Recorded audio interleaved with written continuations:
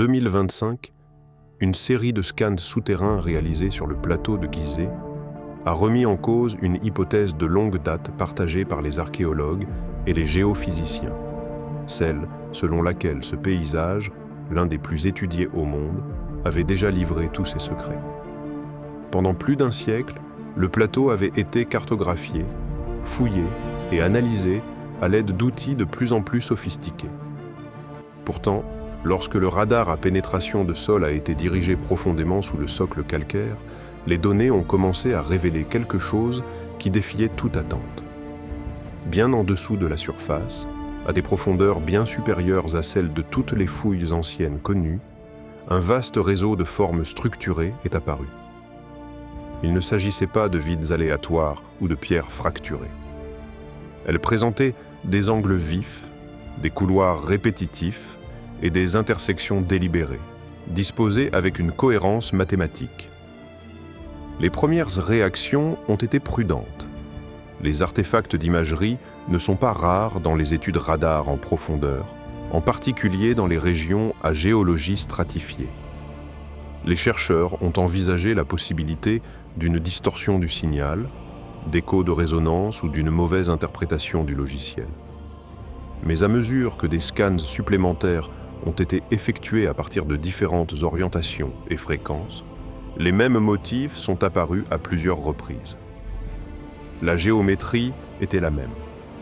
Les proportions se répétaient. Ce qui se trouvait sous Gizeh n'était pas du bruit, c'était une structure. Ce qui a déconcerté les chercheurs, ce n'était pas simplement l'existence de ces mystérieuses formations souterraines sous la Grande Pyramide, mais la relation profonde et inattendue que ces structures cachées entretenaient avec la pyramide qui les surplombait. Au départ, la présence d'une anomalie souterraine si proche de l'un des monuments les plus étudiés de la planète suffisait à susciter la curiosité. Mais à mesure que les mesures et les études s'approfondissaient, il est devenu évident qu'il ne s'agissait pas d'une coïncidence géologique aléatoire ou d'un simple réseau de grottes et de tunnels. Au contraire, ce qui est apparu était un remarquable système d'alignement proportionnel et de correspondance géométrique qui reliait directement la grille souterraine à l'architecture de la pyramide elle-même. À première vue, la Grande Pyramide semble être une création monumentale unique, un chef-d'œuvre de pierre, de mathématiques et d'ingénierie s'élevant du sol désertique. Mais sous ses pieds, cachée à l'œil nu et enfouie sous des siècles de sable et de sédiments, se trouvait une structure qui faisait écho à la forme et à l'essence de la pyramide d'une manière qui défiait toute explication simple. Les proportions découvertes sous terre reflétaient celles sculptées dans le monument visible, et les angles reproduisaient son langage géométrique précis. Ce n'était pas un hasard. Ce qui semblait être des éléments distincts, au-dessus et en dessous du sol, s'est révélé être les parties d'un seul et même vaste projet dont la portée dépassait ce qui était visible à l'œil nu. L'impact de cette découverte ne peut être surestimé. Elle a transformé l'ensemble du débat sur la Grande Pyramide, qui était uniquement axé sur l'architecture de surface et les aspects pratiques de la construction, en une réflexion plus large sur l'intention, la signification et la résonance cosmique. Les chercheurs ne se contentaient plus de débattre de ce qui se trouvait sous le sable, mais aussi de la raison de sa présence et de l'objectif pour lequel il avait été conçu pour s'aligner si parfaitement avec la structure au-dessus. Pour apprécier l'importance de cette relation, il faut comprendre la nature même des alignements. Les proportions qui reliaient la grille souterraine à la Grande Pyramide n'étaient vraiment pas des approximations vagues, mais des échos précis de constantes mathématiques et de principes géométriques qui résonnent dans toute la nature et le cosmos.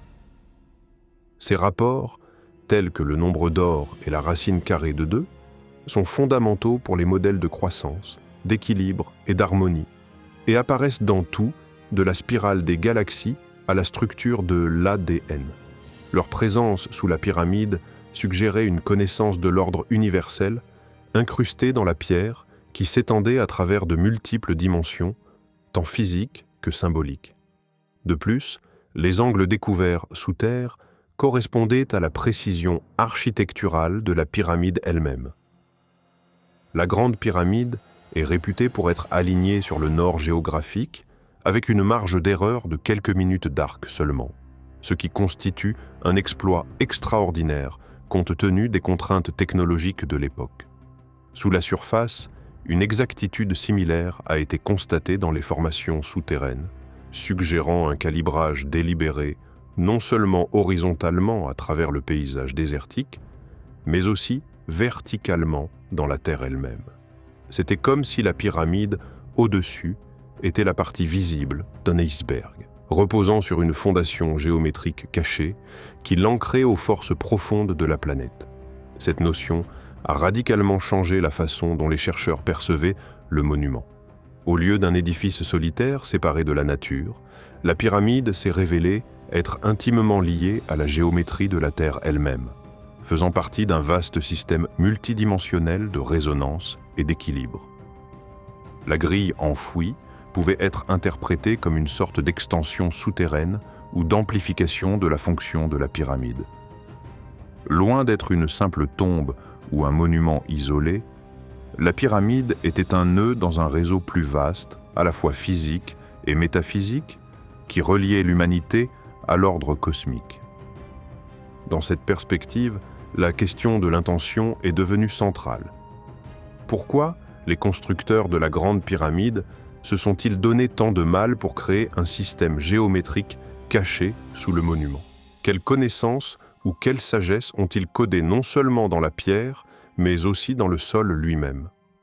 La réponse réside dans la vision ancienne du monde qui considérait la géométrie comme le langage de la création, le plan à travers lequel le cosmos lui-même était ordonné et maintenu. La géométrie sacrée n'était pas seulement un ensemble de formes ou de ratios, elle était l'expression de l'harmonie et de la cohérence qui sous-tendent l'existence. Construire en harmonie avec ses principes, c'était construire en alignement avec l'univers lui-même, construire non seulement une structure physique, mais aussi un pont entre l'humain et le divin. Dans cette optique, les formations souterraines peuvent être considérées comme faisant partie intégrante d'un dessin plus vaste, visant à harmoniser les énergies de la Terre avec celles des cieux et, par extension, la conscience humaine qui réside entre les deux. La grille enfouie, avec ses alignements précis et ses échos proportionnels, aurait pu fonctionner comme une sorte d'interface énergétique, une contrepartie terrestre de l'alignement céleste de la pyramide. Grâce à cette conception, le monument pouvait agir comme un dispositif d'accordage, synchronisant les vibrations de la planète avec celles de la conscience humaine, créant un espace sacré où les frontières entre la matière, l'énergie et la conscience se dissolvent. Cette conception s'aligne sur un nombre croissant de recherches modernes explorant la grille électromagnétique de la Terre et les façons dont les monuments anciens interagissent avec ces énergies subtiles. Des mesures ont détecté de faibles anomalies électromagnétiques sur des sites archéologiques clés à travers le monde, suggérant que les anciens possédaient une compréhension des champs énergétiques de la Terre bien au-delà de ce que l'on imaginait auparavant. Les extensions souterraines de la Grande Pyramide pourraient représenter une tentative délibérée d'exploiter et d'intégrer ces forces, en ancrant le monument non seulement dans le paysage physique, mais aussi dans le réseau invisible de l'énergie planétaire. Au-delà des dimensions physiques et énergétiques, les relations proportionnelles ont également une signification symbolique. La pyramide a longtemps été interprétée comme une métaphore de l'ascension spirituelle, intellectuelle et cosmique. Ces chambres représentent les étapes de l'initiation, le voyage de l'âme du matériel vers le divin. La grille enfouie, qui reflète ses proportions sous la surface, pourrait symboliser les fondations cachées de ce voyage, des racines profondément enfoncées dans la terre, qui maintiennent la structure stable alors qu'elle s'élève vers les étoiles. Elle nous rappelle que la transcendance est ancrée dans le monde matériel, que les mystères d'en haut sont indissociables des réalités d'en bas.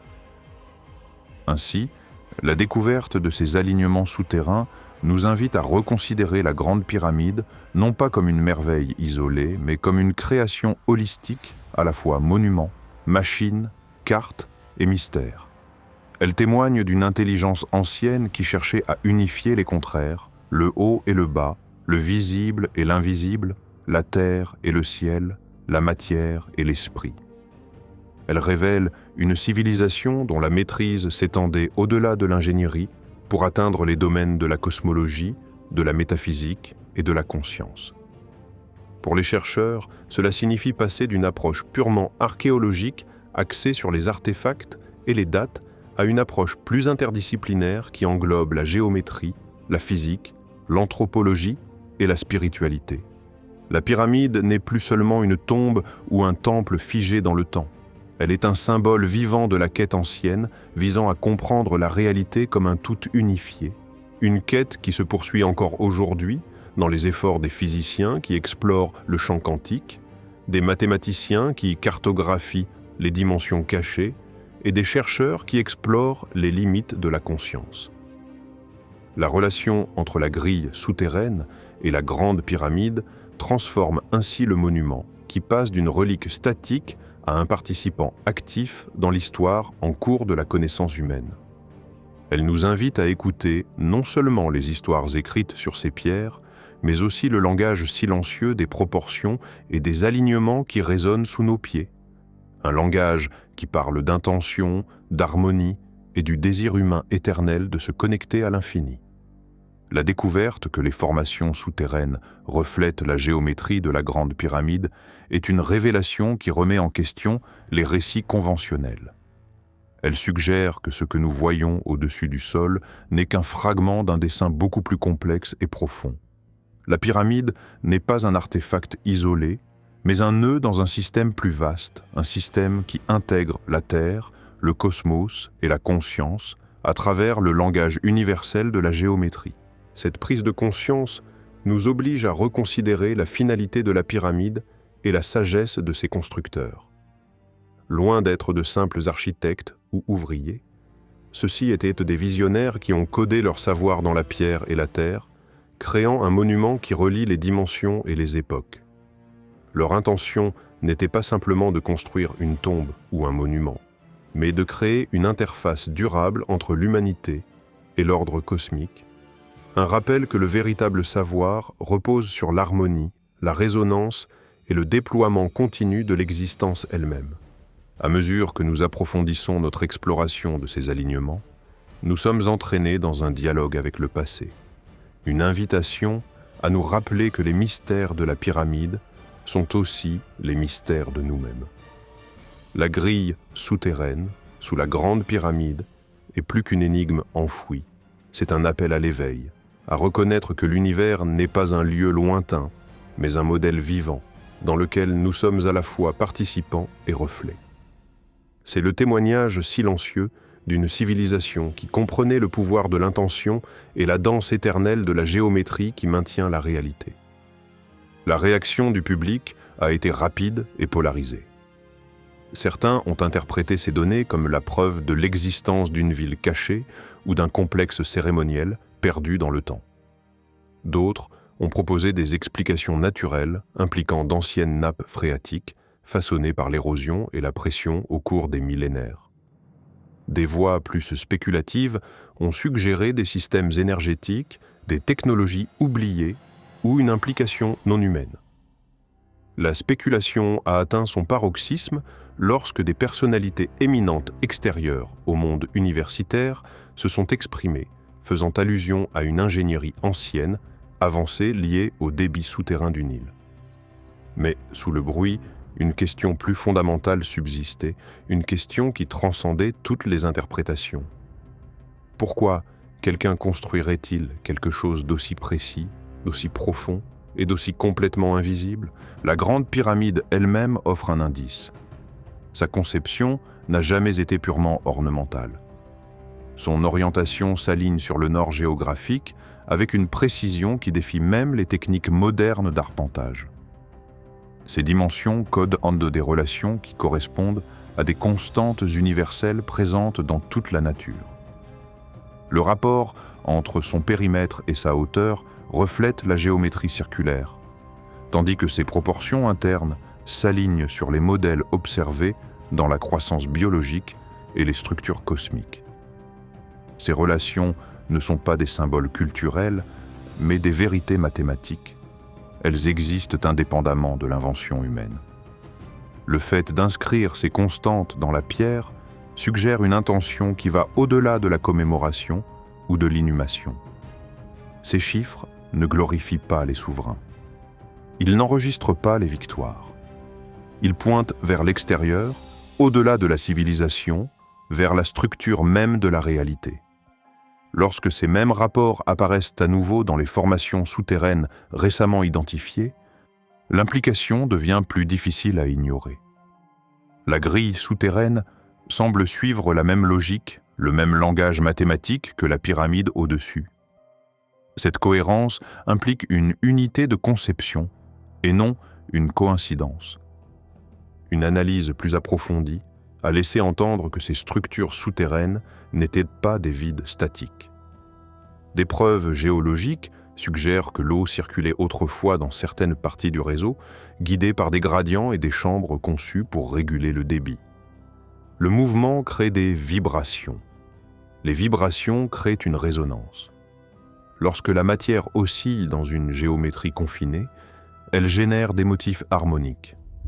Certains chercheurs ont commencé à explorer la possibilité que le système ait pu fonctionner comme une structure résonante plutôt que comme une utilité physique. Non pas une machine au sens mécanique, mais un système mathématique interagissant avec les forces naturelles. Cette possibilité redéfinit l'objectif même de la Grande Pyramide. Aucun reste humain n'a jamais été trouvé dans ses chambres principales. Aucune inscription n'explique sa fonction.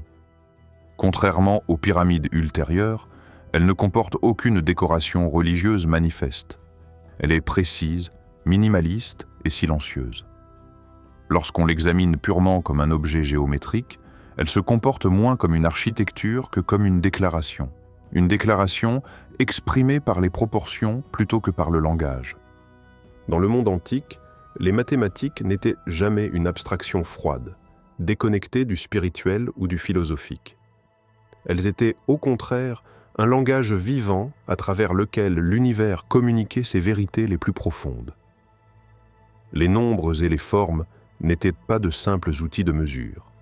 Ils étaient porteurs de sens, chaque forme étant un symbole imprégné de significations multiples qui transcendaient le monde matériel. Pour les civilisations anciennes, la géométrie était un pont entre le tangible et le transcendant, un code sacré qui unissait l'existence terrestre à l'ordre cosmique.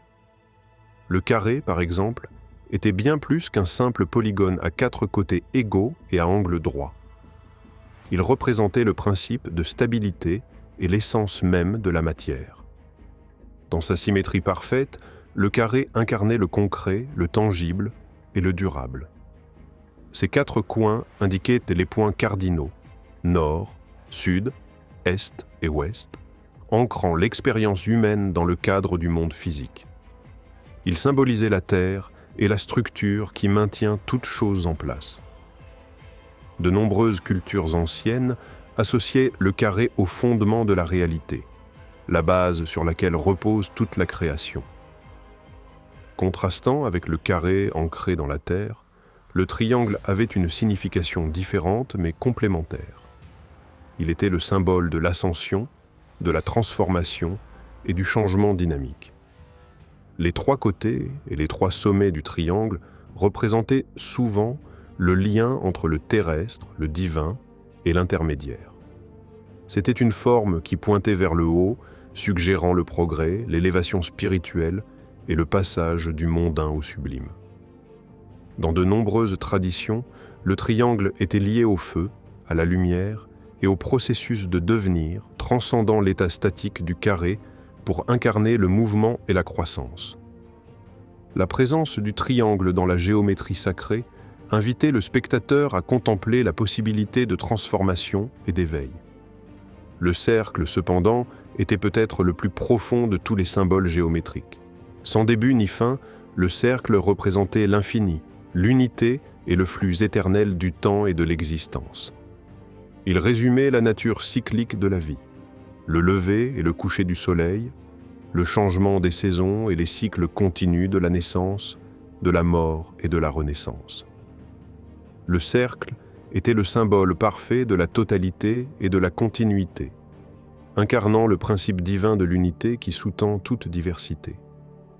Dans de nombreuses cosmologies anciennes, le cercle était associé aux cieux, le royaume céleste où le temps et l'espace se confondaient en un continuum sans fin. Ensemble, ces formes, le carré, le triangle et le cercle, constituaient le vocabulaire fondamental de la géométrie sacrée.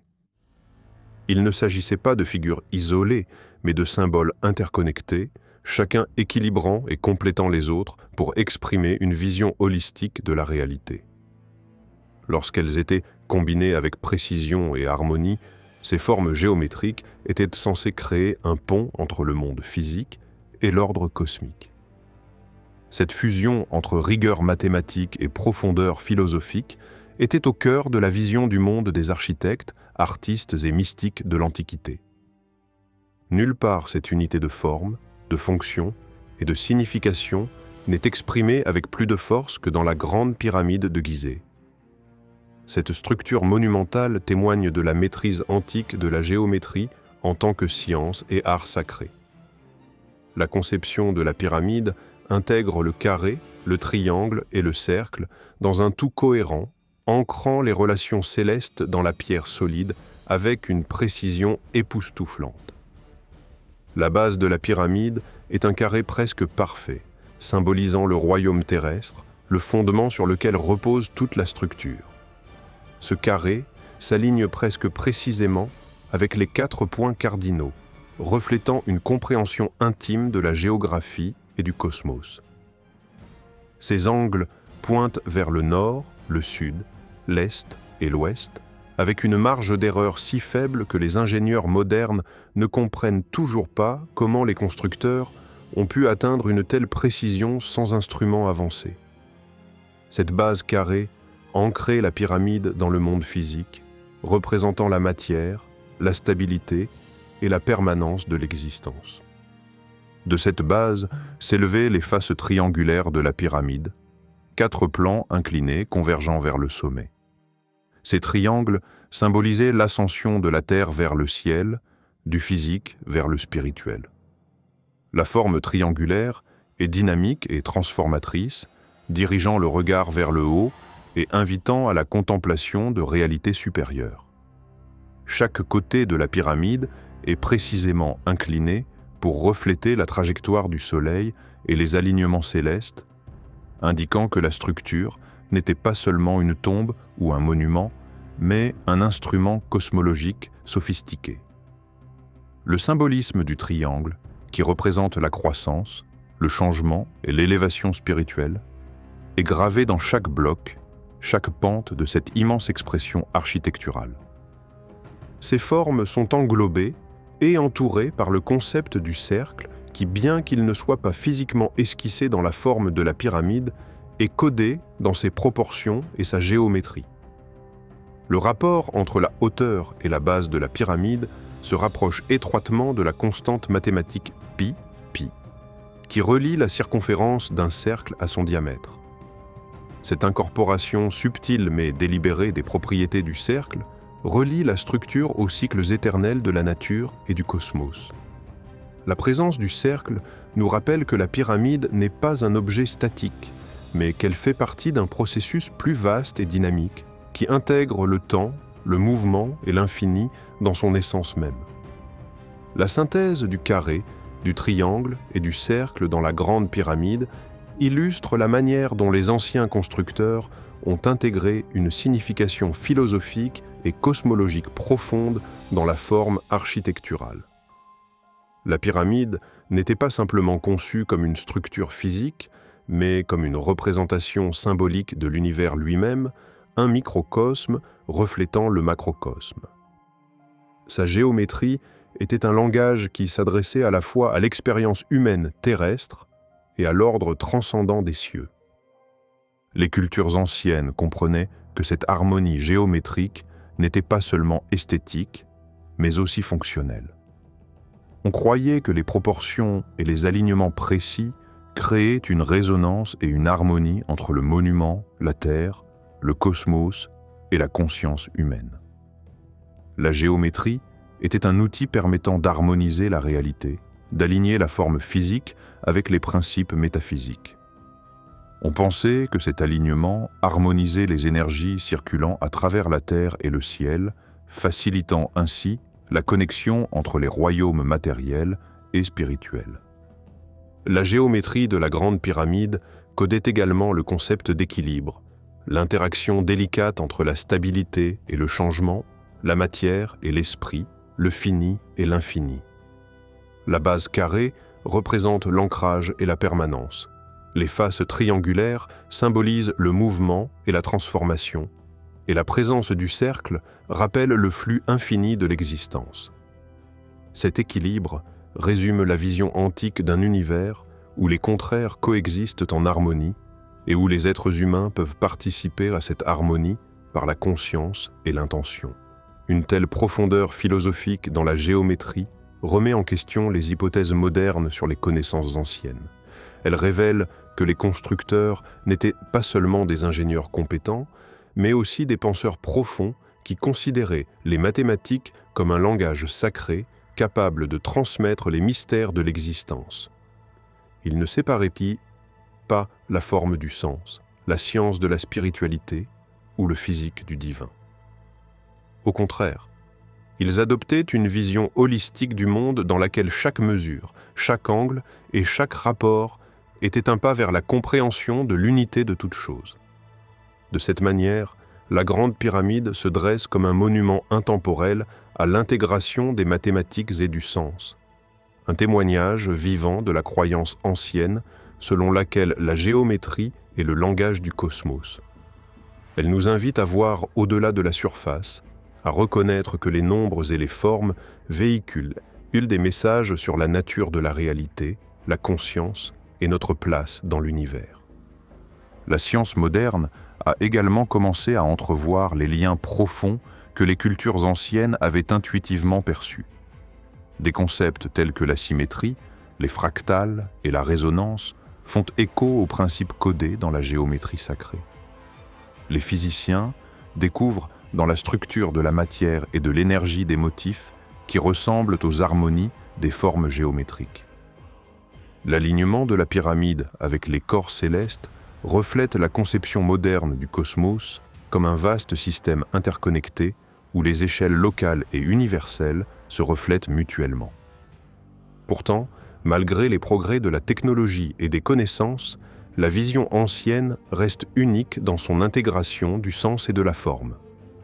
Les mathématiques actuelles s'éloignent souvent de la philosophie et de la spiritualité, réduisant les nombres à de simples calculs. L'approche ancienne, incarnée par la Grande Pyramide, nous rappelle que les mathématiques peuvent être un langage non seulement de mesure, mais aussi de révélation, un moyen d'articuler l'unité profonde qui sous-tend l'existence. La conception de la Grande Pyramide incarne le principe ancien selon lequel les mathématiques et le sens sont indissociables. Le carré, le triangle et le cercle sont plus que des formes.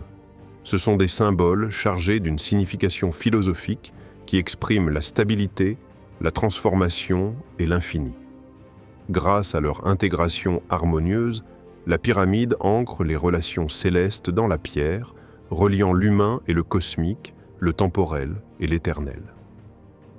Elle se dresse comme un professeur silencieux, nous invitant à redécouvrir la géométrie comme un langage sacré, une clé pour comprendre l'univers et nous-mêmes. Cette façon de penser n'était pas propre à l'Égypte. Des motifs géométriques similaires apparaissent dans des civilisations séparées par des océans et des millénaires. Une symétrie complexe apparaît dans les diagrammes sacrés, les plans des temples et l'art symbolique à travers le monde. Ce qui distingue Gizeh, ce n'est pas la présence de ce savoir, mais sa concentration et son ampleur. Nulle part ailleurs, ces relations n'apparaissent de manière aussi délibérément unifiée. L'émergence d'un réseau géométrique correspondant sous le plateau intensifie ce mystère. Si la géométrie est un langage universel, alors cette structure enfouie pourrait faire partie d'un message destiné à survivre à l'érosion, aux conquêtes et à l'effondrement culturel. La pierre se décompose, les archives brûlent, la géométrie demeure. Cela remet en question le récit conventionnel du progrès technologique. La Grande Pyramide apparaît soudainement dans l'histoire, pleinement réalisée, sans prédécesseur clair en matière de développement et sans successeur direct d'une sophistication comparable. Son émergence soudaine suggère un héritage plutôt qu'une invention progressive. Le savoir apparaît comme pleinement formé, comme s'il avait été transmis plutôt que découvert. Tout au long de la vaste histoire de l'Égypte antique, les textes sacrés et les inscriptions évoquent à plusieurs reprises des êtres divins, des dieux et des déesses, qui sont descendus des cieux pour partager avec l'humanité les dons essentiels de la sagesse, de la mesure et de l'ordre cosmique. Ces figures étaient vénérées comme des entités surnaturelles dotées de pouvoirs extraordinaires, capables de façonner le cosmos et d'établir les lois qui régissaient à la fois les cieux et la terre. Pourtant, lorsqu'on les examine à travers le prisme de l'interprétation moderne, il est fort probable que ces récits mythiques codent quelque chose de beaucoup plus concret, des rencontres avec des connaissances avancées, enveloppées de métaphores et de symbolismes poétiques afin de communiquer des vérités profondes à des sociétés qui ne disposaient pas d'un langage scientifique. Dans l'imaginaire mythique de l'Égypte antique, les dieux n'étaient pas simplement des figures lointaines d'adoration, ils étaient les porteurs de la civilisation elle-même. Ils enseignaient aux Égyptiens comment mesurer le temps à l'aide de calendriers, comment construire des merveilles architecturales avec une géométrie précise, comment exploiter les rythmes du monde naturel et comment maintenir l'équilibre, tant social que cosmique, grâce au principe de Maat, qui représentait la vérité, l'ordre et l'harmonie.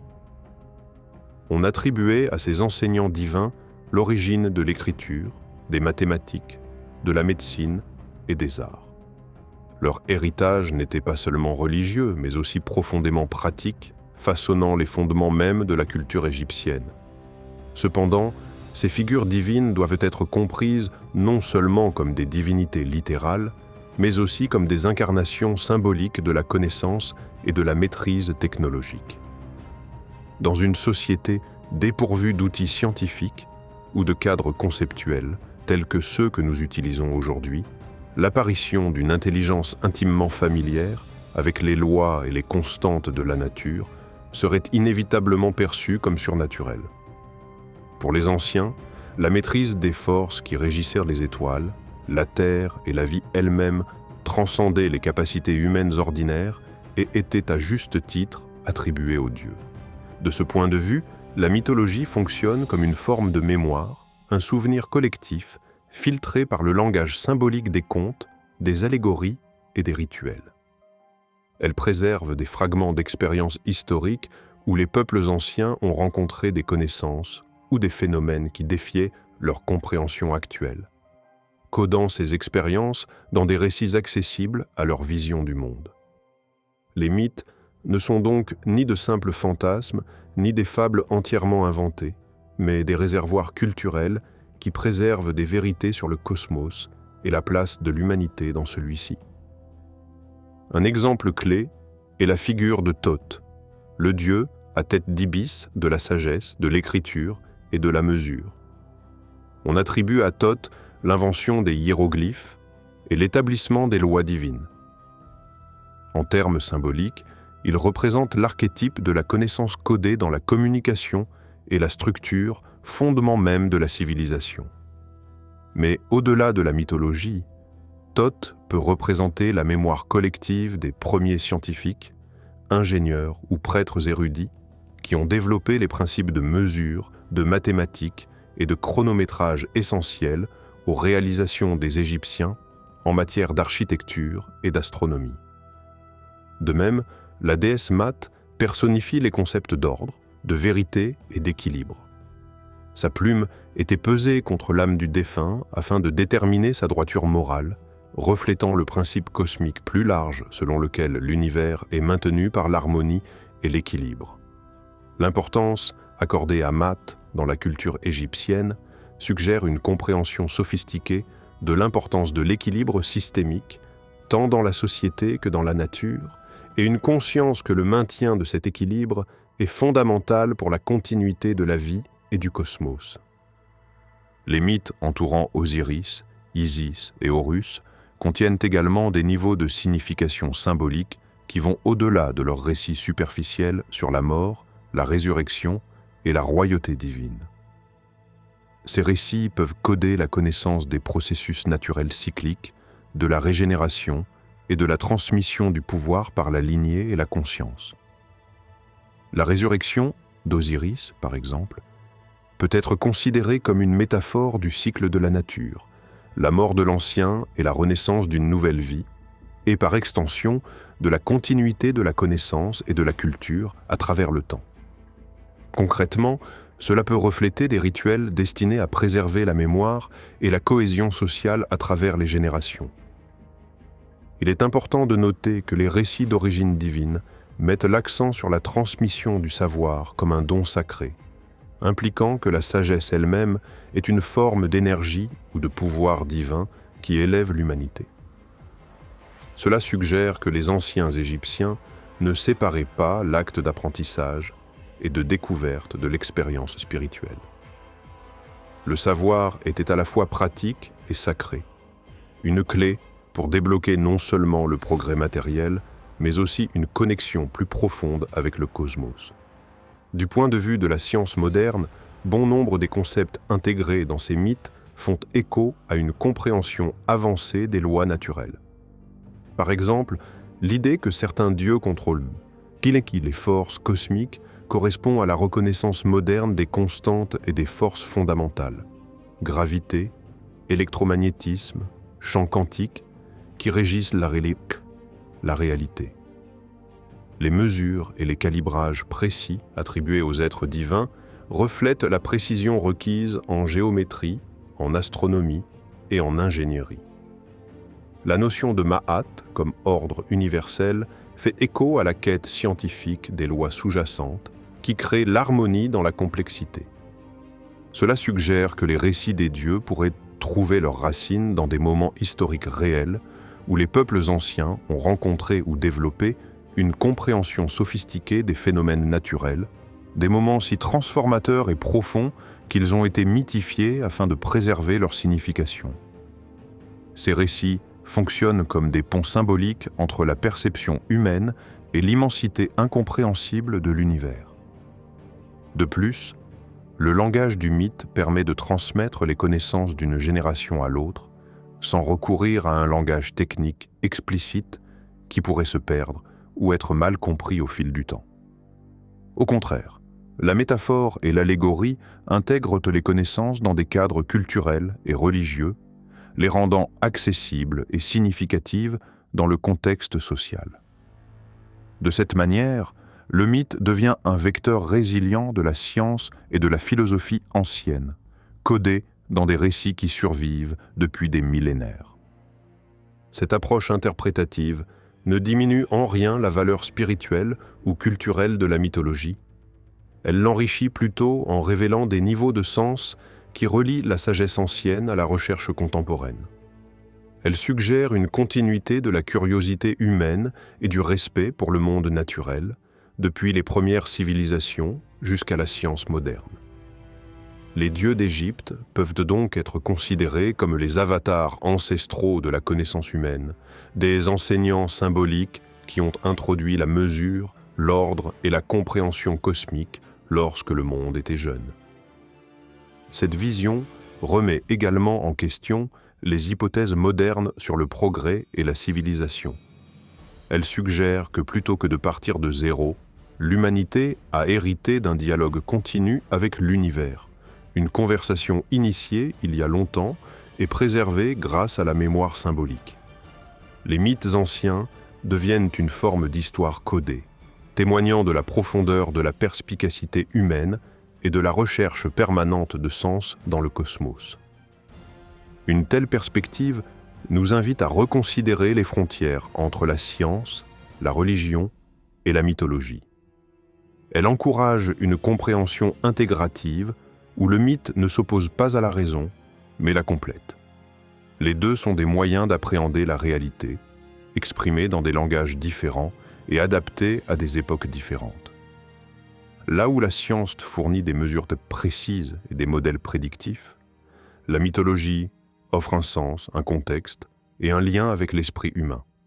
En fin de compte, les figures divines du mythe égyptien nous rappellent que la connaissance elle-même peut sembler miraculeuse, surtout lorsqu'on la découvre pour la première fois. La sagesse qu'elles incarnent renvoie aux constantes universelles de la nature, à l'harmonie qui sous-tend l'existence et à la possibilité que les peuples anciens aient entrevu la structure de la réalité à travers leur propre prisme. Ces mythes préservent un héritage d'émerveillement et de respect pour les mystères de la vie, codés dans un langage conçu pour durer. En abordant ces récits divins comme une mémoire symbolique plutôt que comme de simples fantasmes, nous comprenons mieux comment les civilisations anciennes donnaient un sens à leur monde, comment elles célébraient la connaissance comme sacrée et comment elles cherchaient à harmoniser l'expérience humaine avec le cosmos. Cette prise de conscience ouvre la voie à un dialogue plus riche entre le passé et le présent, nous rappelant que la quête de compréhension est intemporelle et que la sagesse des anciens nous parle encore, attendant d'être entendue à nouveau. Que la source de ce savoir soit externe ou interne n'a finalement peut-être aucune importance. Ce qui compte, c'est que ce savoir existe, ancré dans la forme plutôt que dans l'explication. La structure, sous Gizeh, ne nous dit pas qui l'a construite. Elle nous dit comment la réalité est organisée. À mesure que les outils modernes sondent plus profondément la Terre, ils découvrent peut-être non pas des salles cachées, mais des idées cachées. La possibilité que la pyramide n'ait jamais été destinée à abriter les morts, mais à préserver la compréhension, transforme complètement sa signification. Elle devient non pas une relique du pouvoir, mais un dépôt de principes. La géométrie ne vieillit pas. Les mêmes ratios façonnent les galaxies et les atomes. Si la pyramide encode ces relations, alors elle est moins un monument au passé qu'un signal pour l'avenir. Un signal qui attend patiemment des esprits capables de le reconnaître. Ce qui se trouve sous Gizeh n'est peut-être pas une ville, une machine ou une tombe. Il s'agit peut-être d'un théorème gravé dans la pierre et le socle rocheux, exprimant une vérité sur l'existence qui transcende la culture et le temps. Et à mesure que chaque scan enlève une autre couche de sable et de certitude, la question devient plus pressante et non moins. Il ne s'agit pas de savoir ce qui est enterré là, mais pourquoi cela a été placé là. Si cette interprétation est correcte, alors la Grande Pyramide n'appartient pas uniquement à un passé lointain. Elle devient quelque chose de bien plus troublant et profond, un signal tourné vers l'avenir, une construction conçue non seulement pour résister au temps, mais aussi pour attendre d'être comprise. Plutôt qu'une relique figée dans l'histoire, elle fonctionne comme un message écrit à l'avance pour son public, placé à la vue de tous, mais illisible jusqu'à ce que les outils de compréhension finissent par le rattraper. Ce n'est que maintenant, alors que la science moderne découvre les mêmes structures répétitives dans les particules subatomiques, l'espace-temps lui-même et même l'architecture du cerveau humain, que la pyramide commence à ressembler moins à un objet d'étude qu'à un reflet. Non pas quelque chose que nous examinons de l'extérieur, mais quelque chose qui reflète ce que nous commençons seulement à reconnaître dans la réalité elle-même. Tout au long de l'histoire, la géométrie a été vénérée comme étant plus que de simples mathématiques. Elle a été qualifiée de sacrée, interdite ou divine, des termes qui font allusion à une connaissance à la fois puissante et troublante. Pourtant, contrairement aux codes secrets enfermés derrière des portes closes ou à des manuscrits cachés, Cette géométrie n'a jamais été véritablement dissimulée par des murs ou des écrits cryptiques. Au contraire, son apparente inaccessibilité provient de quelque chose de bien plus profond. Elle dissout l'une des illusions les plus fondamentales chères à l'humanité, à savoir la croyance en une frontière stricte séparant l'observateur de l'univers, le créateur de la création. Cette géométrie ne se résume pas à des lignes et des formes, des angles et des rapports. C'est un langage écrit par le cosmos lui-même, un motif tissé dans la trame même de la réalité. Ces formes, cercles, triangles, spirales et carrés, n'existent pas seulement sur le papier ou dans les temples. Elles sont l'expression d'un ordre universel qui imprègne toutes les échelles de l'existence, de la plus petite particule à la vaste architecture des galaxies. Percevoir et saisir véritablement ces motifs, c'est prendre conscience d'une vérité qui bouleverse nos hypothèses les plus fondamentales sur la nature de l'existence. Depuis des millénaires, l'humanité fonctionne sous l'illusion de la séparation, que nous, en tant qu'observateurs, sommes distincts du monde que nous percevons, que l'univers est une scène extérieure sur laquelle se déroule notre vie. Ce sentiment de détachement sous-tend une grande partie de la pensée occidentale, fondant les idées de contrôle, de maîtrise et de propriété. Si l'univers est quelque chose qui se trouve là-bas, alors il devient un objet à conquérir, à manipuler ou à posséder. Cette division crée également des hiérarchies entre ceux qui revendiquent l'autorité sur la connaissance et ceux qui ne le font pas, entre les dirigeants et les sujets, entre les humains et la nature. Mais la géométrie inhérente au monde naturel ne soutient pas cette division. Au contraire, elle révèle une profonde interconnexion, une unité sans faille où l'observateur et l'observé ne sont pas des entités distinctes, mais des aspects d'un même tout. Lorsque nous étudions les proportions que l'on trouve dans la nature, le nombre d'or qui apparaît dans les spirales des coquillages et les ramifications des arbres, les motifs fractales qui se répètent dans les nuages et les côtes, la symétrie des cristaux et des flocons de neige, nous découvrons que ces motifs ne sont pas accidentels. Ils sont la manifestation d'un ordre sous-jacent unique, un code cosmique qui unit la matière, l'énergie et la conscience. Cette prise de conscience, que la frontière que l'humanité a tracée entre elle-même et le cosmos est en fait illusoire, est profondément déstabilisante. Elle remet en question les fondements mêmes sur lesquels les civilisations ont construit leur système de connaissance, de gouvernance et de pouvoir. Si l'univers et l'observateur ne font qu'un, alors la connaissance ne peut être détenue ou contrôlée par une poignée d'élus. Elle appartient intrinsèquement à toute existence. L'idée de hiérarchie, avec ses divisions de classes, de castes et d'autorités, commence à s'effriter face à cette unité universelle. C'est pourquoi la géométrie sacrée n'a jamais été enfermée derrière des portes secrètes ou confinée à des enseignements exclusifs. Cela n'aurait pas pu être le cas. Au contraire, elle a été codée dans les proportions et les harmonies qui définissent à la fois le monde naturel et les créations humaines, des modèles qui ne peuvent être modifiés, effacés ou censurés sans perturber la structure même qu'ils forment. Les temples de pierre, les pyramides, les monuments sacrés, les mandalas et les merveilles architecturales incarnent tous ces rapports intemporels. Ils parlent sans mots, communiquant une vérité immuable à travers la forme et la symétrie. Cette méthode de transmission, qui consiste à intégrer la connaissance dans la géométrie et la proportion, était à la fois une protection et une déclaration. Contrairement au langage parlé ou écrit, qui peut être déformé, mal interprété ou détruit, les vérités géométriques perdurent. Elles sont universelles et immuables. Le nombre d'or, par exemple, n'est pas une invention humaine, mais la découverte d'une proportion naturelle qui apparaît de manière récurrente dans la biologie, la physique et la cosmologie. Sa présence dans l'art, l'architecture et la nature renvoie à un langage commun d'harmonie qui transcende les cultures et les époques. En codant les connaissances sacrées sous ces formes, les cultures anciennes s'assuraient qu'elles survivraient à la chute des empires, à la perte des manuscrits ou à la corruption des enseignements. Même lorsque les civilisations s'effondraient ou étaient submergées par la conquête, la géométrie restait un témoin silencieux, attendant d'être redécouverte par ceux qui étaient prêts à voir au-delà de l'illusion. Cette endurance met en évidence le paradoxe au cœur de la géométrie interdite. Elle est à la fois accessible à tous et disponible pour quelques-uns.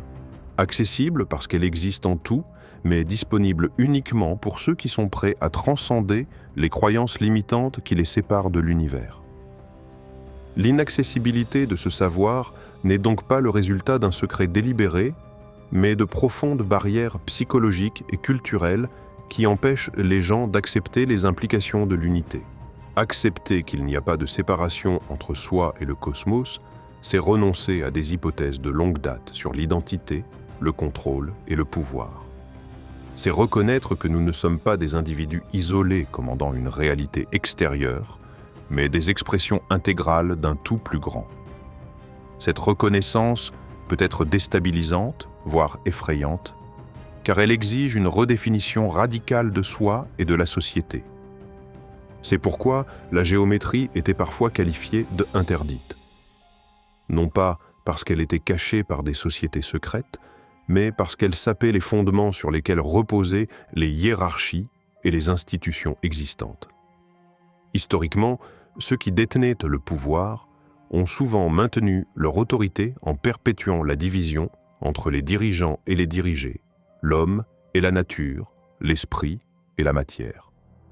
Une fois compris, les schémas sacrés de l'univers dissolvent ces séparations, rendant impossible le maintien de l'illusion selon laquelle la connaissance ou le droit divin appartiennent à une poignée de privilégiés. En ce sens, la géométrie interdite est un symbole de libération, une clé pour voir l'univers comme une entité vivante et consciente dans laquelle nous sommes intégrés. Elle invite à passer de la domination à l'harmonie, de l'exploitation à la gestion responsable, de l'isolement à l'interconnexion. Les leçons codées dans ces proportions nous enseignent que le véritable pouvoir ne provient pas de la séparation, mais de l'alignement.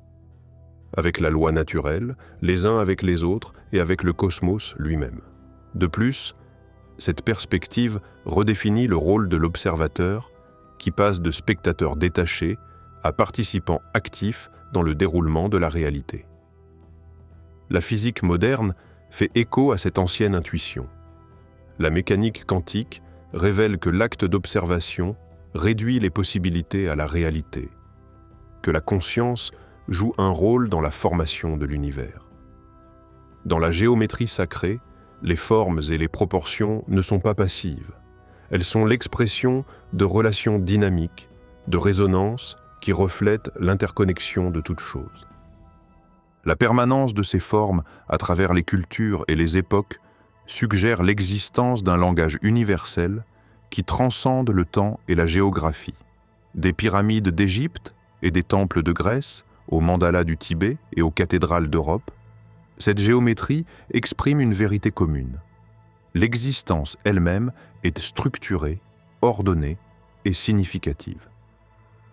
Cette récurrence mondiale souligne que la géométrie sacrée n'est pas une invention culturelle, mais une révélation cosmique. En fin de compte, la géométrie, autrefois considérée comme interdite, nous invite à reconsidérer la nature même de la connaissance et de l'existence.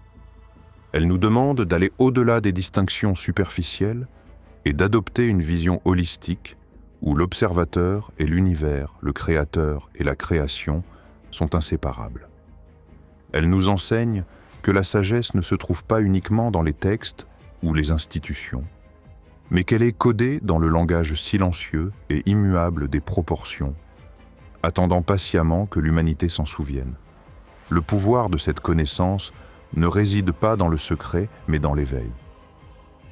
À mesure que les sociétés progressent et que la compréhension scientifique s'approfondit, nous redécouvrons ces anciens modèles et leurs implications.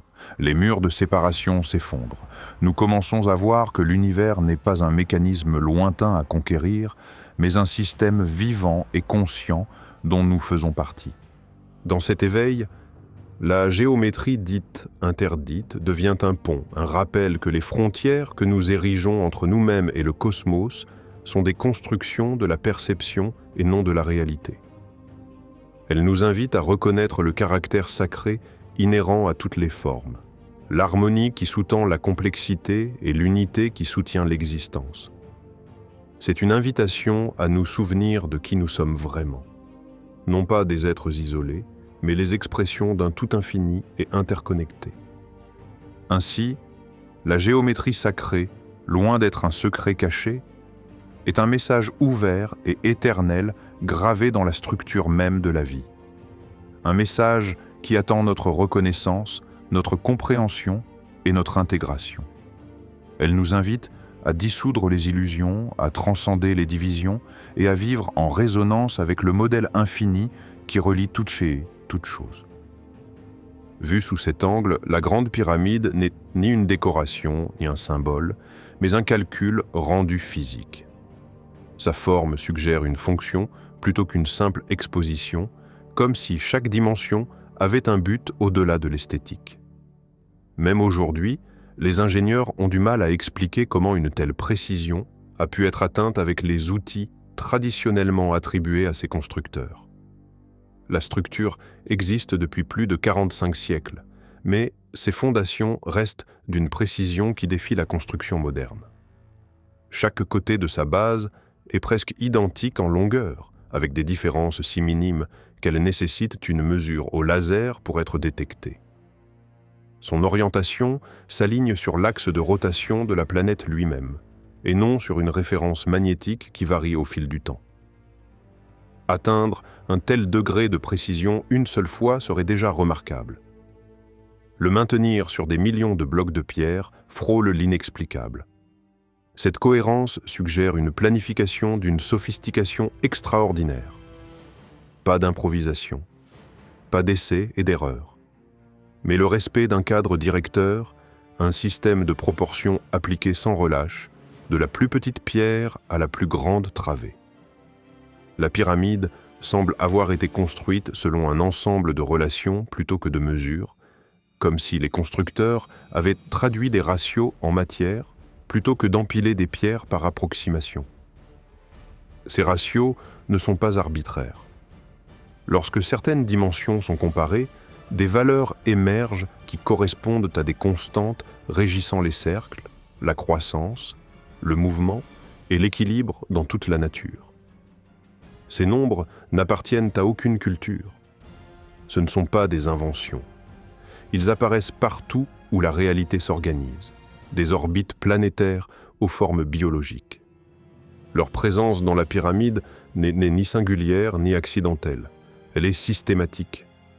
La forme même de la structure se comporte comme une forme convergente, se rétrécissant vers le haut d'une manière qui reflète la façon dont les ondes compriment l'énergie vers un point focal. Il ne s'agit pas simplement de géométrie abstraite. Des tests physiques effectués à l'intérieur de ces chambres révèlent un comportement acoustique inhabituel. Les sons persistent plus longtemps que prévu. Les vibrations se renforcent au lieu de se dissiper. Les fréquences interagissent avec l'espace d'une manière qui suggère une amplification plutôt qu'un écho. Certaines tonalités résonnent avec une clarté exceptionnelle, produisant des motifs harmoniques qui s'alignent avec les états neurologiques associés à une conscience concentrée et à une introspection profonde. Les passages internes renforcent cet effet. Les couloirs ascendants, la grande galerie escarpée, les surfaces aux angles précis semblent tous guider les vibrations vers le haut. Les éléments en granit de la chambre centrale sont disposés de manière à interagir avec le son et la pression, maintenant la résonance plutôt que de la disperser. L'espace se comporte moins comme une pièce que comme une cavité accordée. Il n'est pas passif, mais réactif. Même les éléments longtemps considérés comme pratiques, tels que les puits étroits s'étendant vers l'extérieur, s'alignent précisément avec des régions spécifiques du ciel. Ces alignements étaient exacts au moment de la construction, ce qui indique une connaissance astronomique liée au mouvement céleste à long terme. La structure semble calibrée non seulement par rapport à la Terre, mais aussi par rapport au ciel lui-même, synchronisant la géométrie terrestre avec des points de référence cosmiques. La mise à l'échelle des dimensions de la pyramide révèle une autre couche. Lorsqu'elle est agrandie mathématiquement, ses proportions s'alignent avec les mesures planétaires. La structure semble coder un modèle réduit de la Terre elle-même, non pas symboliquement, mais numériquement. Cela soulève une question dérangeante. Comment une civilisation sans exploration mondiale peut-elle laisser derrière elle un monument qui reflète l'échelle planétaire ? La réponse réside peut-être dans la vision du monde plutôt que dans la technologie. Pour les cultures anciennes, la Terre n'était pas un objet inerte, mais un système vivant. La pyramide a peut-être été conçue comme un point nodal, un lieu d'équilibre entre la surface et le ciel, la matière et le mouvement. Les simulations modernes suggèrent que sa forme peut interagir avec les champs électromagnétiques naturels, les concentrant vers son centre. Ce comportement est mesurable. La géométrie seule suffit à le produire. Si de tels effets apparaissent de manière involontaire, ils le font avec une cohérence étonnante. Les correspondances acoustiques, électromagnétiques, géométriques et planétaires convergent vers la même conclusion. La structure obéit à la proportion comme si la proportion elle-même était la source du pouvoir. En physique, la résonance se produit lorsque les systèmes se synchronisent. En biologie, l'harmonie naît du rythme. Dans la conscience, la cohérence émerge lorsque les modèles s'alignent. La pyramide existe peut-être à l'intersection de ces trois éléments. Peut-être que ces constructeurs n'étaient pas des ingénieurs au sens contemporain du terme, mais des compositeurs, travaillant la pierre comme les musiciens travaillent le son. Chaque élément contribue à un motif plus large, qui ne peut être pleinement perçu à l'échelle humaine, mais dont la cohérence reste indéniable. De ce point de vue, la pyramide ressemble à un dispositif destiné non pas à déplacer des objets, mais à préserver la compréhension. Une structure qui convertit la géométrie en vibration, la vibration en motif et le motif en signification. Ce n'est pas un monument à la mort, mais un diagramme de la vie elle-même. Une expression physique des relations universelles, figée dans la forme afin qu'elles ne puissent être perdues. Les mathématiques ne s'érodent pas. Les ratios ne s'estompent pas. Contrairement au langage, la proportion survit à l'effondrement, à la traduction et à l'oubli. Si l'on souhaitait envoyer un message à travers les millénaires, les chiffres seraient le seul moyen fiable. La géométrie devient mémoire. Les théories modernes décrivent de plus en plus la réalité comme étant essentiellement informationnelle, régie par des structures répétitives, plutôt que par une substance solide. Si cela est vrai, alors la géométrie n'est pas une décoration, mais une syntaxe. Les constantes ne sont pas des curiosités, mais des instructions. Elles indiquent à la réalité comment s'assembler. Ce qui rend la grande pyramide extraordinaire, ce n'est pas seulement qu'elle contient ces relations, mais qu'elle semble avoir été construite pour les révéler. Chaque constante qu'elle reflète semble faire le pont entre le mesurable et l'ineffable, le physique et le conceptuel. Elle se trouve là où les mathématiques prennent tout leur sens. Si l'intelligence existe au-delà de la Terre, elle reconnaîtrait ces nombres instantanément. Ils sont universels. Ils n'appartiennent pas à l'humanité, ni même à cette planète. Ils existent partout où la réalité existe. La géométrie est le seul langage qui transcende la biologie, la culture et le temps. Si la communication devait dépasser l'histoire humaine, c'est ainsi qu'elle se ferait. Il est facile de rejeter cette hypothèse. Pourtant, le rejet n'explique pas la précision qui persiste depuis des milliers d'années.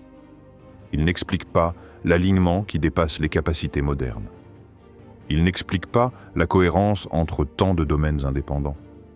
Si les constructeurs comprenaient ces constantes comme des expressions de l'ordre vivant, plutôt que comme des quantités abstraites, alors ils comprenaient quelque chose de fondamental, que l'univers fonctionne selon un rythme et non selon le hasard, que tout, des particules aux planètes en passant par la pensée elle-même, découle des mêmes schémas répétitifs.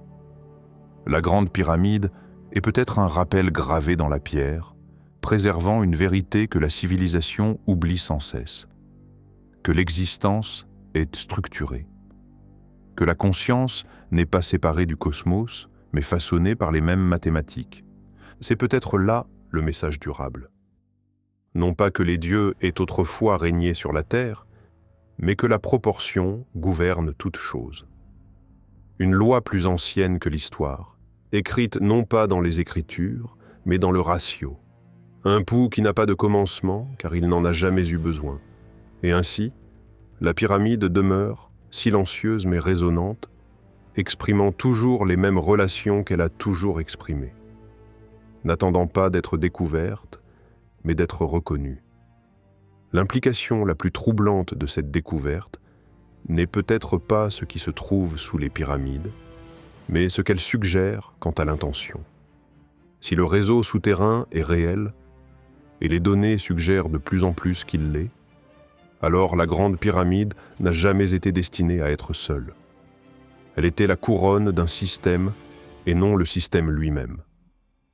Ce qui s'élève au-dessus du désert n'est peut-être que le nœud visible d'un ensemble beaucoup plus vaste, quelque chose qui a été délibérément caché dans la terre, intégré à ses rythmes naturels plutôt qu'imposé à ceux-ci. La pyramide au-dessus du sol attire le regard, mais la structure en dessous semble conçue pour s'engager avec la planète elle-même. Lorsque les scientifiques ont superposé les données radar aux cartes géologiques, ils ont remarqué que le réseau ne traverse pas la roche de manière aléatoire.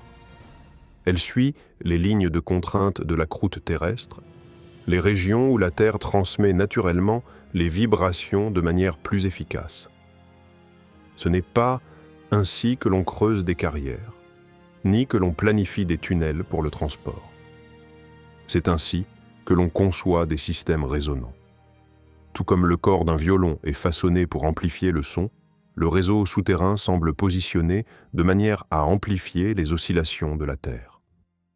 Le réseau ne lutte pas contre la géologie, il coopère avec elle. Les progrès récents en matière de modélisation informatique et de simulation géophysique ont ouvert une fenêtre remarquable sur les mystères anciens qui entourent la Grande Pyramide de Gizeh.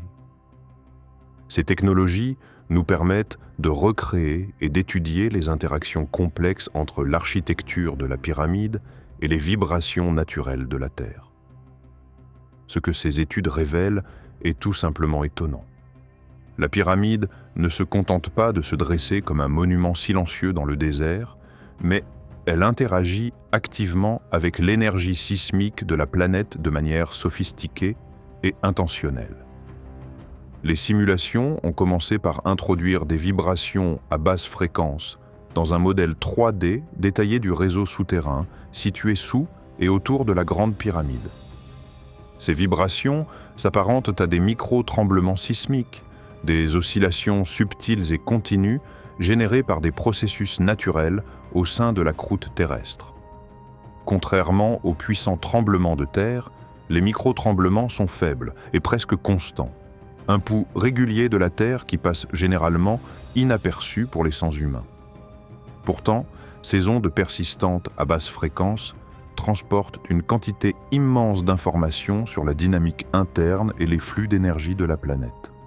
Lorsque ces micro-tremblements ont été appliqués au modèle virtuel, les résultats ont défié les attentes initiales.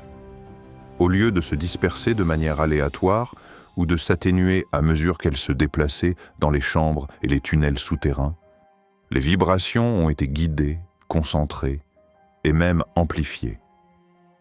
Le réseau de couloirs et de cavités sous la pyramide a agi comme des canaux, dirigeant l'énergie vers l'intérieur et vers le haut. Ce phénomène n'était pas une simple question de résonance, mais une forme complexe de guidage des ondes, une amplification naturelle de l'énergie sismique. La conception de ces structures souterraines semble loin d'être arbitraire. Les mesures et les simulations ont indiqué que les couloirs souterrains sont disposés de telle manière que leur géométrie renforce certaines fréquences présentes dans le bourdonnement naturel de la Terre. Les angles, les longueurs et les largeurs de ces passages correspondent à des multiples et des fractions précises de ces ondes à basse fréquence, permettant aux vibrations de les traverser avec une perte d'énergie minimale. Cet ajustement architectural transforme essentiellement la pyramide et ses structures sous-jacentes en un gigantesque guide d'ondes sismiques. Plus frappant encore, le point focal de cette énergie convergente s'aligne exactement avec le socle rocheux situé directement sous le centre de la grande pyramide. Cet alignement n'est pas fortuit. Il suggère une conception intentionnelle avec une compréhension sophistiquée des phénomènes géophysiques qui dépassent de loin ce que l'on pourrait attendre d'une culture ancienne dotée d'une technologie rudimentaire.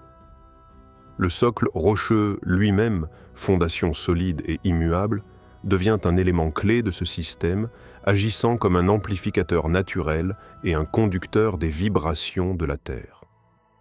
En effet, la Grande Pyramide se transforme d'un monument passif en un instrument actif qui exploite l'activité sismique de la planète.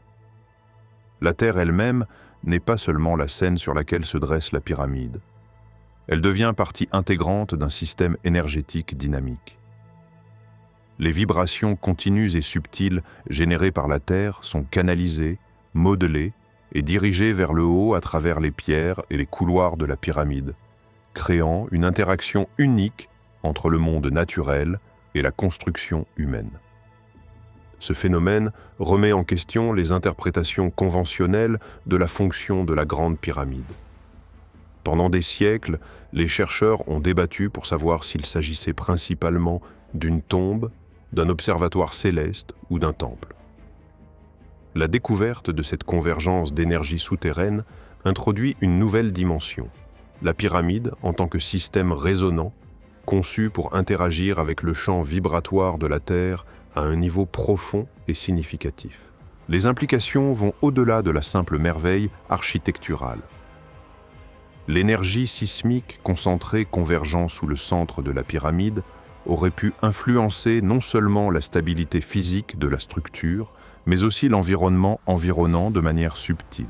Les vibrations concentrées et amplifiées à un tel point focal peuvent affecter les propriétés électromagnétiques de la zone, générant éventuellement des champs qui interagissent avec les systèmes biologiques ou la conscience elle-même.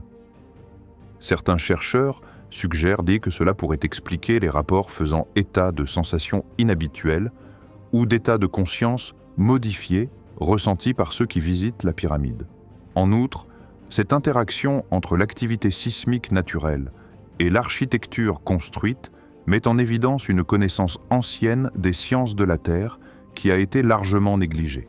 Les constructeurs de la Grande Pyramide ont peut-être compris la planète non pas comme une toile de fond passive, mais comme un système vivant doté d'énergie pouvant être exploité et dirigé. Cette connaissance leur aurait permis de concevoir des structures en harmonie avec la Terre, stabilisant et renforçant la présence du monument au fil des millénaires. Les simulations informatiques révèlent ainsi une image de la Grande Pyramide comme un instrument soigneusement calibré, un pont entre le terrestre et le cosmique. Ces couloirs souterrains n'existent pas seulement comme des espaces fonctionnels, mais servent de conduit pour le flux d'énergie, transformant les vibrations sismiques naturelles en une force cohérente et concentrée. Cette force culmine sous le sommet de la pyramide, suggérant une exploitation délibérée du pouls de la Terre. De plus, ces découvertes mettent en lumière le rôle de la résonance naturelle dans l'architecture ancienne. La résonance est un phénomène par lequel un système vibre avec une plus grande amplitude à certaines fréquences. La conception des chambres souterraines de la pyramide semble exploiter ce principe, accordant la structure au micro-tremblement de la Terre, un peu comme un instrument de musique accordé à une note spécifique. Cet accord permettrait à la pyramide de vibrer en sympathie avec la planète, renforçant la stabilité de la structure et générant peut-être des effets énergétiques qui dépassent le domaine physique. Le concept selon lequel l'énergie propre de la Terre est canalisée à travers les constructions humaines transforme notre compréhension de l'ingénierie antique. Il suggère que la pyramide n'a pas été simplement construite pour durer, mais conçue pour vivre, pour participer à un dialogue énergétique continu avec la planète. Cette perspective recadre la pyramide, qui passe d'un monument statique à une entité dynamique et résonante. Cette idée ouvre également la voie à l'exploration de la relation entre l'architecture, l'énergie et la conscience. Si des structures telles que la Grande Pyramide peuvent exploiter et concentrer les vibrations de la Terre, cela soulève des questions sur la manière dont d'autres monuments anciens pourraient fonctionner de manière similaire. Ces lieux auraient-ils été conçus comme des centres de cohésion communautaire, d'éveil spirituel ou de guérison? Pourraient-ils représenter les premières formes de technologie énergétique codées dans la pierre? Cette découverte encourage une approche plus holistique de l'archéologie et de l'architecture, qui intègre la physique, les sciences de la Terre et la métaphysique. Elle remet en question la tendance moderne à séparer les phénomènes naturels de la culture humaine et nous invite à considérer les sites anciens comme des systèmes vivants interconnectés avec les rythmes de la planète. Cette convergence de vibrations sous la Grande Pyramide nous rappelle que la Terre elle-même est un acteur actif dans l'histoire de la civilisation humaine. Ces énergies subtiles ont façonné et ont été façonnées par les cultures qui l'habitent. Dans cette optique, la pyramide témoigne d'une compréhension perdue, celle qui reconnaissait le pouls de la Terre comme une force vitale et non comme un arrière-plan passif. Les simulations informatiques qui révèlent la canalisation et l'amplification des micro-tremblements sismiques sous la Grande Pyramide offrent une vision transformatrice de cette merveille antique. Les couloirs souterrains servent de guides d'ondes, canalisant et convergeant les vibrations naturelles de la Terre précisément sous le centre de la pyramide, faisant de la planète elle-même un élément clé de la fonction énergétique de la structure.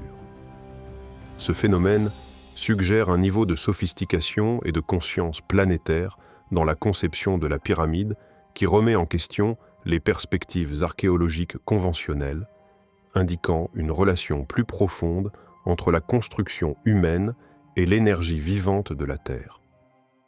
La Grande Pyramide apparaît non seulement comme un monument de pierre, mais aussi comme un instrument en résonance avec le cœur de la Terre, un symbole d'harmonie entre l'humanité et la planète. Cela soulève une possibilité profonde. La pyramide ne génère peut-être pas d'énergie au sens conventionnel du terme. Elle pourrait plutôt agir comme un transducteur, convertissant une forme de mouvement naturel en une autre. Le pouls lent et profond de la planète pourrait être transformé en une vibration de fréquence plus élevée à mesure qu'il s'élève à travers la géométrie, pour finalement interagir avec les chambres de granit situées au-dessus. Ce qui émerge au sommet n'est pas une puissance brute, mais une cohérence. L'ordre tiré du chaos. Un tel système expliquerait de nombreuses anomalies de longue date. Pourquoi la pyramide se trouve-t-elle exactement à cet endroit, plutôt que plus près du Nil ou alignée avec les centres de population? Pourquoi sa construction a-t-elle exigé une telle précision malgré l'absence de récompenses pratiques apparentes? Pourquoi les civilisations ultérieures, même lorsqu'elles ont réutilisé ces pierres, n'ont jamais tenté de reproduire sa conception? Elles ont peut-être hérité de la coque sans en comprendre la fonction. L'idée que les anciens constructeurs comprenaient la résonance à l'échelle planétaire semble invraisemblable seulement si l'on suppose que la connaissance progresse en ligne droite. L'histoire suggère le contraire. Les compétences se perdent aussi souvent qu'elles s'acquièrent. Des bibliothèques entières ont disparu. Des langues ont disparu. Les façons de percevoir le monde se sont effondrées avec les cultures qui les entretenaient. Ce qui survit n'est pas toujours ce qui était le plus avancé, mais ce qui était le plus facile à entretenir. Si une civilisation considérait autrefois la Terre comme un système vivant plutôt que comme une matière inerte, son architecture reflèterait cette vision du monde. Les structures seraient placées là où l'énergie circule naturellement. Les matériaux seraient choisis en fonction de leur réponse aux vibrations, et pas seulement pour leur résistance. La géométrie serait utilisée non pas pour dominer l'espace, mais pour dialoguer avec lui. De ce point de vue, la grille sous Gizeh n'est pas la preuve d'un excès technologique, mais d'un alignement philosophique. Il y a également la question de l'échelle. 2 kilomètres sous la surface n'est pas une profondeur anodine. Même aujourd'hui, des fouilles à ce niveau constituent un défi technique majeur. Mais la grille ne semble pas avoir été creusée de la même manière que les tunnels modernes. Les murs sont lisses sur les scans, uniformes, presque comme s'ils avaient été poussés plutôt que d'avoir été taillés. Certains chercheurs ont émis l'hypothèse que l'eau avait joué un rôle, que les structures s'étaient préformées progressivement grâce à l'érosion guidée par des contraintes artificielles, façonnant la pierre par le flux plutôt que par la force. Si tel est le cas, les constructeurs ont peut-être utilisé le temps lui-même comme outil. Après tout, l'eau est le grand médiateur entre les vibrations et la matière. Elle transporte le son avec une efficacité extraordinaire. Elle réagit à la fréquence. Elle change de structure sous l'effet de la résonance. Les crues annuelles du Nil auraient envoyé d'énormes volumes d'eau à travers le calcaire sous Gizeh. Si des canaux existaient en dessous, même partiellement, ce mouvement aurait généré des ondes de pression. Au fil des siècles, ces ondes auraient pu sculpter des cavités, affiner les formes et approfondir les voies de résonance sans qu'il soit nécessaire de procéder à des excavations brutales. Cette interprétation recadre la grille non pas comme une ville enfouie, mais comme un système hydraulique et acoustique. Une architecture vivante qui a évolué lentement, en synchronisation avec les cycles saisonniers. La pyramide au-dessus a peut-être été achevée en quelques décennies, mais le système en dessous aurait pu être cultivé au fil des générations, ajusté progressivement jusqu'à atteindre l'équilibre avec les rythmes de la planète. Les ratios répétitifs, détectés dans la grille, renforcent cette idée. Les proportions dorées ne maximisent pas l'efficacité en termes de vitesse ou de volume. Elles maximisent l'harmonie. Elles produisent des systèmes qui répartissent les contraintes de manière uniforme, qui résistent à l'effondrement, qui s'autocorrigent. La nature les favorise non pas parce qu'elles sont mystiques, mais parce qu'elles fonctionnent. Lorsque ces mêmes ratios apparaissent sous terre, se reflètent au-dessus et se répercutent dans les simulations sonores, la coïncidence devient une explication de plus en plus fragile. Les détracteurs affirment que les interprétations radar peuvent être trompeuses, que des artefacts dans les données peuvent créer l'illusion d'une structure. C'est vrai, et la prudence est de mise. Mais des scans indépendants réalisés à différentes fréquences et sous différents angles ont reproduit les mêmes motifs. Des équipes différentes, des instruments différents, la même géométrie. À un certain point, le scepticisme doit composer non seulement avec la possibilité, mais aussi avec la probabilité. Si la grille existe, alors la grande pyramide n'est pas simplement alignée avec la lumière, le son et la terre. Elle est intégrée dans un système qui unit les trois. La lumière au-dessus, l'eau en dessous, la pierre entre les deux. L'énergie se déplaçant à travers les phases, transformée mais jamais détruite. Une boucle fermée reliant le ciel, la surface et les profondeurs du sol. Un tel système n'aurait pas besoin d'entretien au sens humain du terme. Il fonctionnerait aussi longtemps que la planète. C'était peut-être le but recherché. Construire quelque chose qui ne puisse être conquis, brûlé ou oublié. Une structure dont le but est rempli simplement par son existence, par le fait de rester en harmonie. C'est peut-être pour cela qu'aucune inscription ne décrit sa fonction. Le langage change. Les symboles se dégradent. Mais la résonance se moque de savoir qui l'écoute. La géométrie n'a pas besoin d'être traduite. La grille, sous les pyramides, si elle était confirmée, serait l'expression ultime de cette philosophie. une connaissance si profondément ancrée dans la réalité qu'elle devient indissociable du monde lui-même. Nous commençons seulement à développer les outils permettant de percevoir de telles conceptions, le radar à pénétration de sol, la modélisation acoustique, la simulation électromagnétique. Ce sont des inventions modernes, mais elles nous apprennent à voir d'une manière que les constructeurs anciens considéraient peut-être comme évidente. Non pas avec domination, mais avec sensibilité. Non pas en se demandant comment forcer la nature à se plier, mais comment reconnaître là où elle s'exprime déjà. Si les futures fouilles atteignent un jour ces profondeurs, elles ne trouveront peut-être aucun artefact, aucune sculpture, aucune trace de la vie quotidienne. Et cette absence sera peut-être le message le plus clair de tous. Que le but n'était pas l'occupation, mais l'interaction, pas le stockage, mais la transmission, pas le pouvoir sur les autres, mais l'alignement avec quelque chose de plus grand. Dans cette optique, l'expression « ils ont trouvé une grille sous les pyramides » prend un sens différent. Pas une prison, pas une ville, pas une machine au sens industriel du terme, mais un cadre, un réseau d'accordage, une partition enfouie écrite pour un instrument de la taille d'une planète. Et la grande pyramide, qui se dresse au-dessus de tout cela, reste exactement là où elle a toujours été. Silencieuse, lumineuse, inchangée, n'attendant pas d'être excavée mais d'être comprise. Si l'on considère qu'une sagesse profonde et holistique imprégnait autrefois les civilisations anciennes, on comprend mieux pourquoi une grande partie de leurs connaissances semble aujourd'hui fragmentée, incomplète ou insaisissable lorsqu'on la considère uniquement à travers le prisme de la logique scientifique moderne. Les outils et les méthodes que nous utilisons aujourd'hui excellent dans l'analyse. Ils décomposent des phénomènes complexes en parties isolées, classent et séparent chaque élément pour l'étudier séparément. Cette approche, bien qu'extraordinairement puissante dans de nombreux contextes, peut involontairement obscurcir l'essence même de systèmes qui étaient à l'origine compris comme des ensembles intégrés.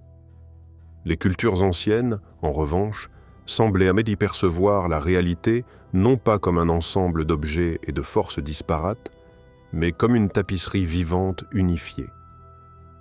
Le son n'était pas seulement une vibration dans l'air, mais l'expression d'une énergie qui imprégnait toute existence. La matière n'était pas une substance inerte, mais des modèles dynamiques de vibration et de lumière. La lumière n'était pas seulement un rayonnement électromagnétique, mais un symbole de conscience illuminant des vérités cachées. La géométrie n'était pas simplement des formes abstraites dessinées sur du papier, mais un langage sacré décrivant l'architecture invisible du cosmos. Cette vision du monde englobait ce que la science moderne commence seulement à redécouvrir aujourd'hui, à savoir que tous les aspects de la réalité sont des reflets entremêlés d'un même ordre fondamental. Au lieu de disséquer le monde en catégories isolées, les anciens cherchaient à s'harmoniser avec lui, à aligner leurs connaissances et leurs actions sur les rythmes et les modèles qui régissent l'existence elle-même. La Grande Pyramide est un témoignage monumental de cette approche holistique. Elle n'a pas été construite comme une simple prouesse architecturale ou une structure utilitaire résolvant un problème particulier. Elle a plutôt été conçue comme un ancrage physique, un symbole vivant de la relation profonde entre l'humanité et le cosmos. Sa forme encode une synthèse de principes qui couvrent les domaines des mathématiques, de l'astronomie, de la spiritualité et de la conscience, étroitement liés entre eux. En substance, la pyramide sert de rappel. Ce n'est pas seulement un monument à admirer de loin, mais un repère qui nous invite à nous souvenir d'une façon de connaître qui transcende l'abstraction de la pensée moderne. Cette connaissance ne s'interprète pas uniquement par l'étude intellectuelle ou la mesure, mais s'expérimente par la résonance, une profonde harmonisation avec le monde et les harmonies invisibles qui le sous-tendent. Dans ce contexte, la résonance est plus qu'un phénomène physique. C'est une métaphore de la façon dont la compréhension peut naître lorsque l'observateur et l'observé ne font plus qu'un. Lorsqu'un instrument de musique est joué, les cordes vibrent en harmonie avec certaines fréquences, créant une symphonie de sons. De même, lorsque l'esprit humain s'aligne sur les schémas de l'univers, un état harmonieux émerge, où la connaissance n'est ni forcée ni fragmentée, mais s'écoule naturellement comme une vibration partagée. Les constructeurs de la Grande Pyramide semblent avoir compris ce lien intime entre la forme, la fonction et le sens. La géométrie précise de la pyramide n'est pas le fruit du hasard, mais l'expression délibérée de proportions cosmiques, de rapports et d'angles qui font écho aux harmonies mathématiques sous-jacentes que l'on retrouve dans toute la nature, de la spirale des galaxies aux courbes délicates des coquillages.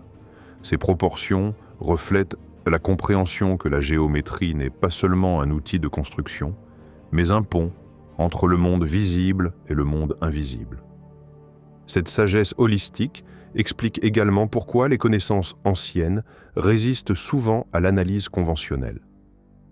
Lorsque les chercheurs modernes isolent des concepts tels que le son, la lumière ou la géométrie et les étudiant indépendamment, ils risquent de perdre de vue leur interconnexion, les fils qui les relient en un tout cohérent.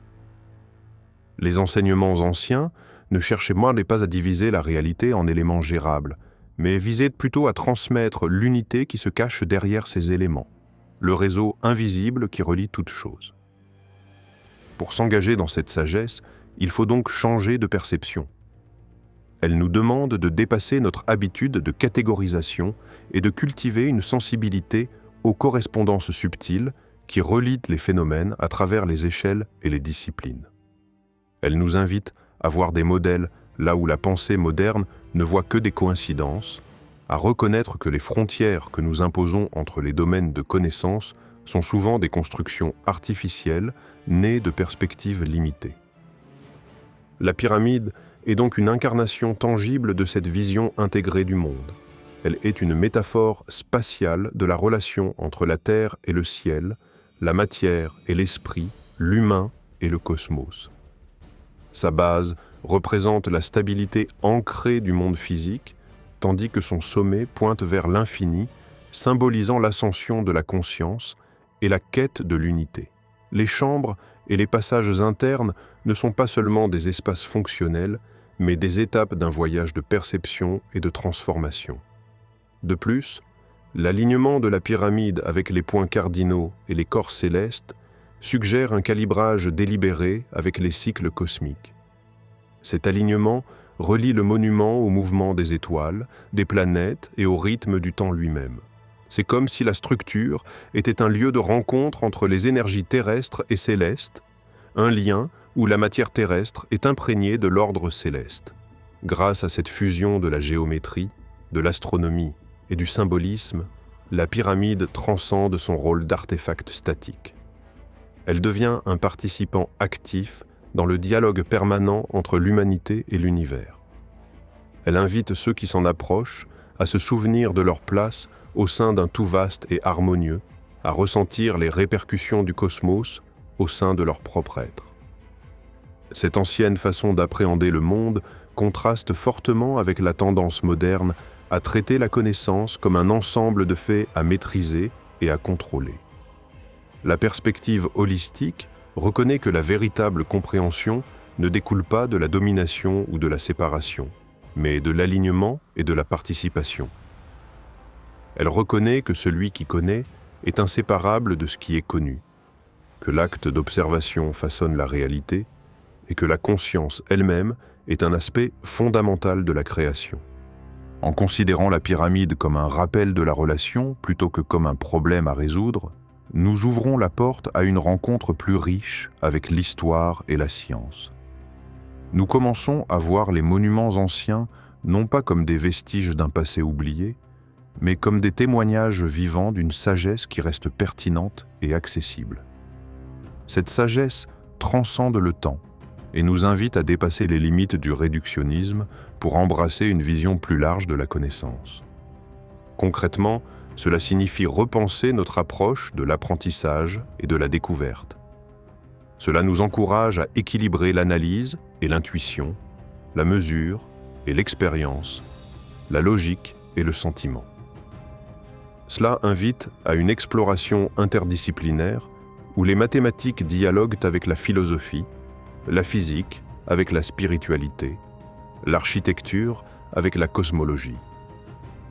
Une telle intégration enrichit notre capacité à percevoir des schémas qui, autrement, resteraient cachés et approfondit notre appréciation de l'unité inhérente au monde. En fin de compte, la Grande Pyramide n'est pas seulement un monument de pierre, mais aussi un phare pour une façon de connaître qui transcende les époques et les cultures.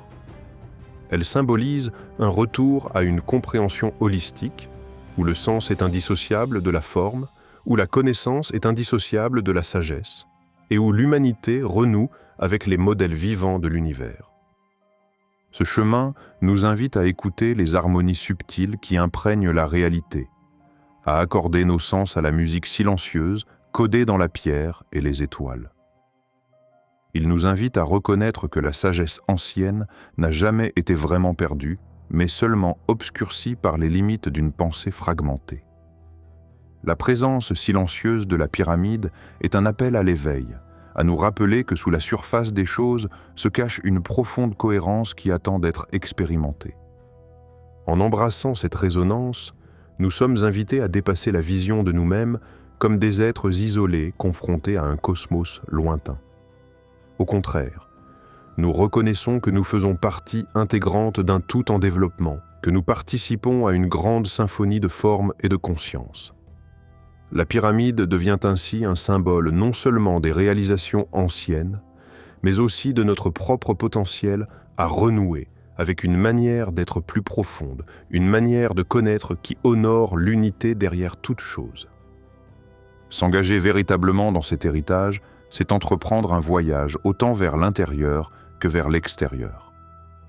Cela nous oblige à cultiver une sensibilité aux relations qui sous-tendent l'existence et à nous ouvrir à la possibilité que le sens soit tissé dans la trame même de la réalité. La Grande Pyramide est donc plus qu'une simple architecture. C'est une invitation vivante à se souvenir, à raisonner et à s'harmoniser avec la profonde harmonie qui soutient toute vie. C'est peut-être la raison pour laquelle les tentatives visant à réduire la Grande Pyramide à une seule fonction échouent toujours. Elle n'était pas seulement un tombeau, ni seulement une centrale électrique, ni seulement un repère astronomique. Elle était tout cela à la fois, et rien de tout cela car son véritable objectif n'était pas mécanique, mais intégrateur. Elle alignait la conscience humaine avec la loi naturelle. Le réseau souterrain, s'il existe réellement tel qu'il est cartographié, complète ce tableau. Ce qui est au-dessus affine la perception. Ce qui est en dessous la stabilise. Entre les deux se trouve l'observateur humain, suspendu entre la terre et le ciel, la matière et le sens. L'idée que la conscience elle-même était le récepteur prévu redéfinit tous les mystères associés à Gizeh. Le silence des chambres devient intentionnel. L'absence d'inscription devient clarté plutôt qu'omission. Les mots auraient une interprétation limitée, mais la géométrie n'instruit pas, elle invite. Elle exige la participation. Pour la comprendre, il faut faire appel non seulement à l'intellect, mais aussi au corps, au sens, aux facultés intuitives que la culture moderne a largement ignorées. La pyramide ne s'explique pas elle-même, car l'explication n'a jamais été le but. L'expérience l'était. Cette perspective dissout également la nécessité d'une frontière nette entre l'intelligence humaine et non humaine. Que la connaissance provienne d'une civilisation antérieure avancée, d'un contact extérieur ou d'un aspect de l'humanité que nous ne reconnaissons plus, peut finalement être moins important que ce vers quoi cette connaissance pointe. Les motifs codés à Gizeh ne glorifient pas leur constructeur. Ils glorifient la structure de la réalité elle-même. Ils détournent l'attention de la paternité pour la diriger vers l'alignement. Ce faisant, ils sapent discrètement l'obsession moderne pour la propriété de la découverte. Si l'humanité se considérait autrefois comme l'expression de la même géométrie qui façonne les atomes et les galaxies, alors construire en harmonie avec ces motifs aurait semblé naturel, et non miraculeux. La perte de cette compréhension ne nécessiterait pas une catastrophe à elle seule. Elle pourrait s'estomper par des changements progressifs de valeur, par la montée de l'abstraction au détriment de l'expérience, par le remplacement de la résonance par la représentation. Au fil du temps, la connaissance de l'écoute serait remplacée par la connaissance de la mesure. Quelque chose d'essentiel serait gagné, mais quelque chose d'aussi essentiel serait oublié. Le réseau souterrain sous Gizeh, résonnant, caché, patient, semble être une réponse délibérée à cet oubli. Il ne s'annonce pas. Elle attend. Elle nécessite une technologie suffisamment sophistiquée pour la détecter, mais aussi une curiosité suffisamment profonde pour remettre en question ce que la détection seule ne peut expliquer. Elle se situe à l'intersection de la géologie, de la physique, de l'archéologie et de la philosophie, résistant à être confinée dans une seule discipline. C'est dans cette résistance que réside son pouvoir. Si les générations futures confirment son existence sans aucun doute, les implications s'étendront bien au-delà de l'égyptologie. Cela remettrait en question les modèles linéaires de progrès et obligerait à reconsidérer l'intelligence comme quelque chose de cyclique plutôt que de cumulatif. Les civilisations pourraient bant s'élever non pas en inventant des vérités entièrement nouvelles, mais en se réalignant avec des vérités qui n'ont jamais disparu. Le progrès ne serait alors plus mesuré uniquement par la complexité, mais par la cohérence. Dans un tel cadre, la pyramide n'est pas une relique du passé, mais un point de contrôle dans un processus continu. Elle marque un moment où l'humanité était suffisamment alignée pour encoder des principes universels dans la matière. Le fait que nous puissions aujourd'hui commencer à reconnaître à nouveau ces principes n'est peut-être pas une coïncidence, mais le signe que nous sommes prêts. La redécouverte de la résonance, des champs, des systèmes interconnectés à différentes échelles reflète la vision du monde suggérée par Gizeh. La physique moderne, avec ses champs quantiques et ses théories unifiées, revient à des idées que les anciens bâtisseurs ont peut-être abordées de l'intérieur plutôt que de l'extérieur. La possibilité la plus troublante est aussi la plus humiliante. Que les architectes de ce savoir n'aient pas voulu être considérés comme des dieux, des enseignants ou des visiteurs, mais comme des miroirs.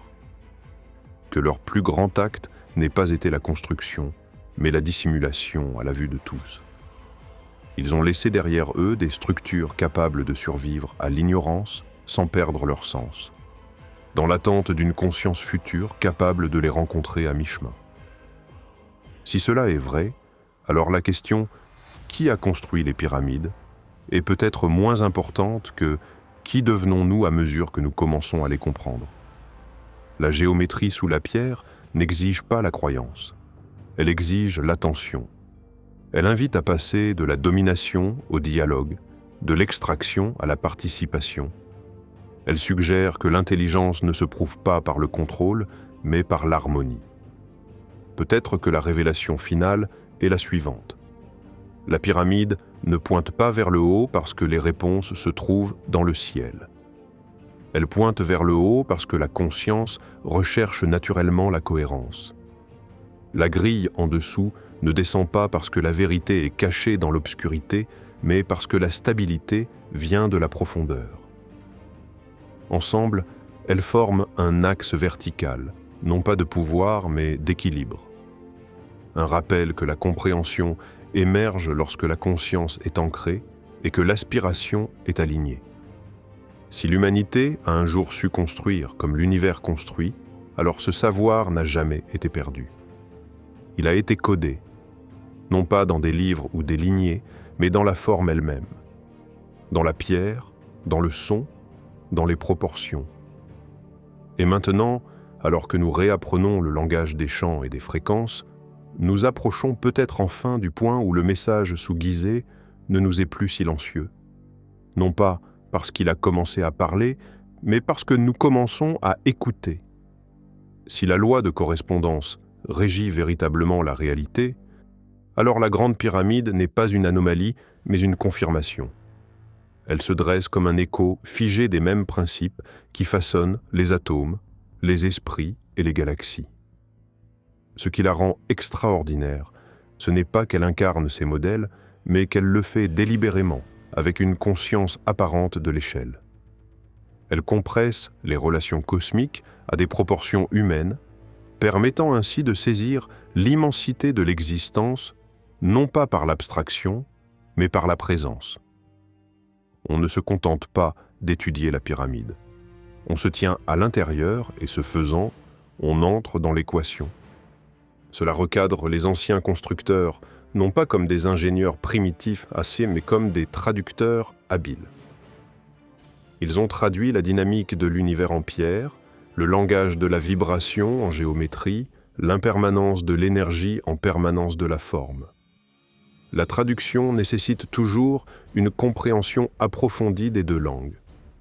Convertir la fréquence en structure, c'est savoir comment le mouvement devient matière. Cela suggère une vision du monde dans laquelle la réalité était vécue comme un continuum plutôt que comme un ensemble de domaines distincts. La science moderne commence seulement aujourd'hui à se rapprocher à nouveau de cette compréhension.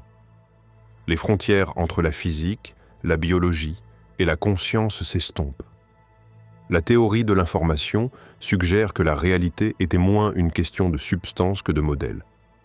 La théorie quantique des champs nous dit que les particules sont des excitations de champs sous-jacents.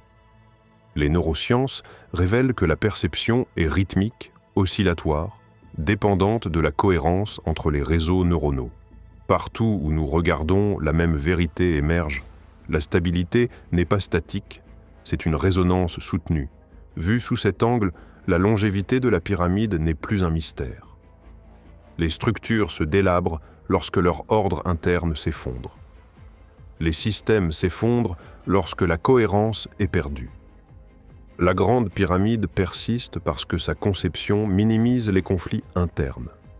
Sa géométrie répartit les contraintes de manière uniforme, sa masse amortit les fréquences perturbatrices, ses proportions s'alignent sur les harmoniques naturelles plutôt que de leur résister. Elle ne lutte pas contre l'environnement, elle y participe. La longévité, en ce sens, n'est pas une question de force, mais d'harmonie. Cela peut expliquer pourquoi la pyramide suscite une réponse psychologique si puissante. Les visiteurs décrivent souvent une sensation de calme qui semble active plutôt que vide. Un silence qui semble observer en retour. Ces réactions sont généralement considérées comme des projections émotionnelles, mais des réponses similaires sont rapportées dans toutes les cultures et à toutes les époques. Peut-être que la structure interagit subtilement avec le système nerveux humain. Non pas par le mysticisme, mais par la résonance. Après tout, le corps est un système électromagnétique. Il réagit aux champs, au rythme et aux proportions spatiales, que nous les enregistrions consciemment ou non. Si la conscience est effectivement sensible à la géométrie, alors les environnements façonnés par des rapports harmoniques pourraient influencer la conscience elle-même. Cette idée n'est plus marginale. Des études en neurosciences architecturales montrent que certaines proportions affectent l'humeur, la cognition et les niveaux de stress. Les espaces sacrés de toutes les cultures convergent indépendamment vers des géométries similaires, des dômes, des spirales, une symétrie axiale, non pas en raison d'une tradition commune, mais en raison d'une biologie commune. La Grande Pyramide représente peut-être l'application la plus raffinée de ce principe jamais réalisé. Dans ce contexte, la question de l'immortalité devient moins symbolique et plus technique. L'immortalité n'est pas la survie de la chair, mais la persistance d'un modèle. Tout ce qui existe est temporaire en tant que matière, mais durable en tant qu'information. Les vagues passent, mais les équations qui les régissent demeurent. Si l'on pouvait aligner parfaitement un modèle avec la structure fondamentale de la réalité, ce modèle ne disparaîtrait pas. Il se répéterait, résonnerait réapparaîtrait partout où les conditions le permettraient. La pyramide peut donc fonctionner comme un modèle plutôt que comme un contenant. Elle ne préserve pas un corps, mais une relation. Elle encode une façon d'être en harmonie avec l'univers. Quiconque est capable de reconnaître cet encodage peut, en principe, recréer l'état qu'il représente. C'est pourquoi son message n'expire pas. Il n'appartient pas à une seule culture ou époque. Il appartient à la conscience elle-même. Une telle perspective dissout la tension entre science et spiritualité. Les deux deviennent des méthodes d'harmonisation plutôt que des systèmes de croyance. La mesure et la méditation convergent comme des approches différentes d'un même objectif, l'alignement avec la vérité. Les anciens constructeurs n'ont peut-être pas séparé ces chemins parce qu'ils n'avaient aucune raison de le faire. Observer, c'était participer. Calculer, c'était contempler. La connaissance n'était pas accumulée, elle était mémorisée. Cette idée de mémoire est cruciale. Elle implique que la compréhension n'est pas un progrès linéaire allant de l'ignorance à l'illumination, mais un retour cyclique à la cohérence. Chaque civilisation redécouvre des fragments d'un ordre sous-jacent, les interprète à l'aide de ses propres outils et finit par oublier le contexte qui leur donnait leur sens. La Grande Pyramide survit à ces cycles précisément parce qu'elle ne s'explique pas elle-même. Elle ne peut être dépassée. Elle ne peut qu'être redécouverte. Si les recherches futures confirment que sa géométrie reflète simultanément la résonance quantique, les rapports planétaires et les harmoniques cognitives, les implications sont profondes. Cela suggérerait que l'intelligence, qu'elle soit humaine ou autre, est moins définie par la capacité technologique que par l'intégration perceptuelle. Les connaissances avancées ne seraient pas caractérisées par le contrôle de la nature, mais par la familiarité avec ses schémas. Dans cette optique, la pyramide n'est pas une relique d'une technologie perdue, ni la preuve d'une intervention extérieure. Elle est la preuve d'une cohérence interne. Une civilisation capable d'une telle construction se serait considérée non pas comme séparée de l'univers, mais comme une expression de celui-ci. La frontière entre l'observateur et l'observé aurait été mince, voire inexistante. Le mystère qui subsiste n'est donc pas de savoir comment ils l'ont construite, mais comment ils percevaient le monde. Quel mode de conscience permet de percevoir les proportions avant de les nommer, de ressentir la géométrie avant de la formaliser, d'entendre l'harmonie dans la pierre?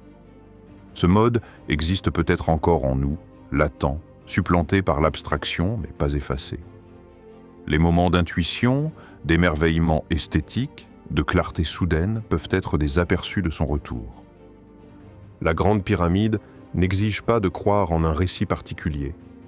Elle n'a pas besoin de dieux, d'extraterrestres ou d'empires oubliés pour avoir un sens.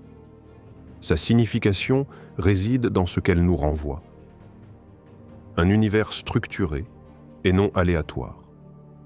Une réalité régie par la résonance. Une conscience capable d'alignement.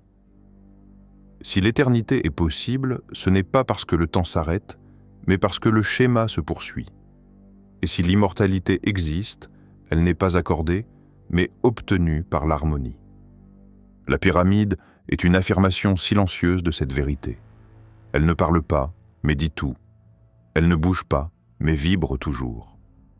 Dans son ombre, la question n'est plus de savoir si nous pouvons percer ses secrets, mais si nous pouvons nous reconnaître en eux. Car si l'univers est géométrie, et si la géométrie est la conscience rendue visible, alors la pyramide ne pointe pas vers une origine lointaine. Elle pointe vers l'intérieur, vers un niveau de compréhension que l'humanité a déjà atteint et pourrait atteindre à nouveau. Ici, l'idée s'approfondit encore davantage. Si la géométrie est le squelette de la réalité, et la vibration son souffle, alors la conscience pourrait être la force qui permet à l'univers de reconnaître sa propre forme. Ce que nous appelons la conscience n'est peut-être pas quelque chose qui est produit à l'intérieur du crâne, mais quelque chose qui émerge lorsque la matière s'aligne sur certaines conditions harmoniques. Dans cette optique, le cerveau n'est pas la source de la pensée, mais un transducteur qui convertit les schémas universels en expériences personnelles. La pyramide ne serait donc pas sacrée uniquement en raison de son symbolisme, mais parce qu'elle incarne ces mêmes conditions dans la pierre. Elle devient un lieu où la matière, la géométrie et la fréquence se rencontrent dans un équilibre presque parfait, créant un environnement où la perception elle-même pourrait changer. Considérez la façon dont les neurosciences modernes décrivent les états modifiés de conscience. Pendant la méditation profonde, les frontières sensorielles s'estompent, la perception du temps se dissout et le sens de soi s'étend au-delà du corps. L'activité cérébrale devient plus cohérente, moins chaotique, oscillant selon des rythmes synchronisés.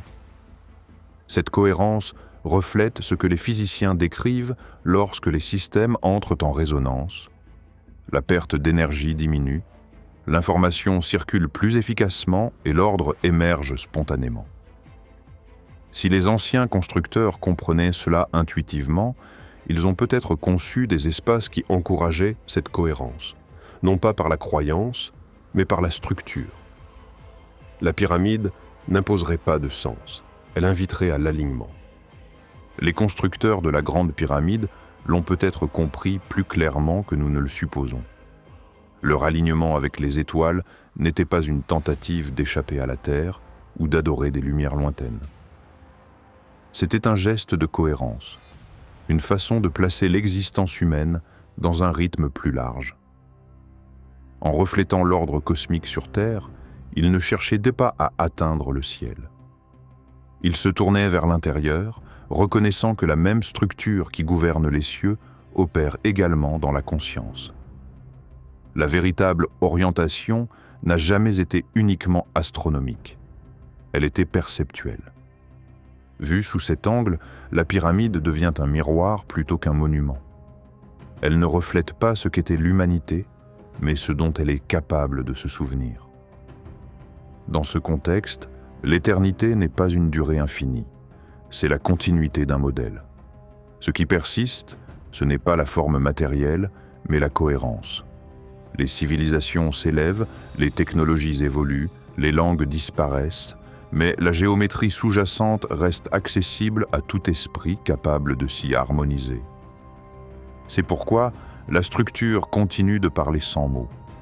À mesure que nous nous enfonçons dans l'inconnu grâce à la science et à l'exploration, nous nous imaginons souvent nous aventurer en territoire inconnu. Mais à maintes reprises, nos découvertes font écho à des idées autrefois exprimées à travers la pierre, les mythes et les proportions. Cela ne diminue en rien les connaissances modernes. Au contraire, cela les complète. Le cheminement vers l'avenir revient sur lui-même, révélant que le progrès et la mémoire ne sont pas opposés, mais complémentaires. L'avenir n'abandonne pas le passé. Il le reconnaît. Dans cette reconnaissance, quelque chose de subtil change. L'univers n'est plus un objet à conquérir ou à décoder, mais un processus auquel il faut participer. La conscience devient une force active et non un sous-produit accidentel. Le sens n'est pas imposé de l'extérieur, mais émerge grâce à l'alignement. C'est la leçon silencieuse codée dans l'immobilité de la pyramide. Elle perdure non pas parce qu'elle résiste au temps, mais parce qu'elle résonne avec lui. Merci de nous avoir accompagnés dans ce voyage extraordinaire à travers l'univers dans Frontiers of Infinity. Si cet aperçu de l'inconnu a éveillé votre curiosité, n'hésitez pas à vous abonner et à nous rejoindre pour percer les mystères les plus sombres de l'espace.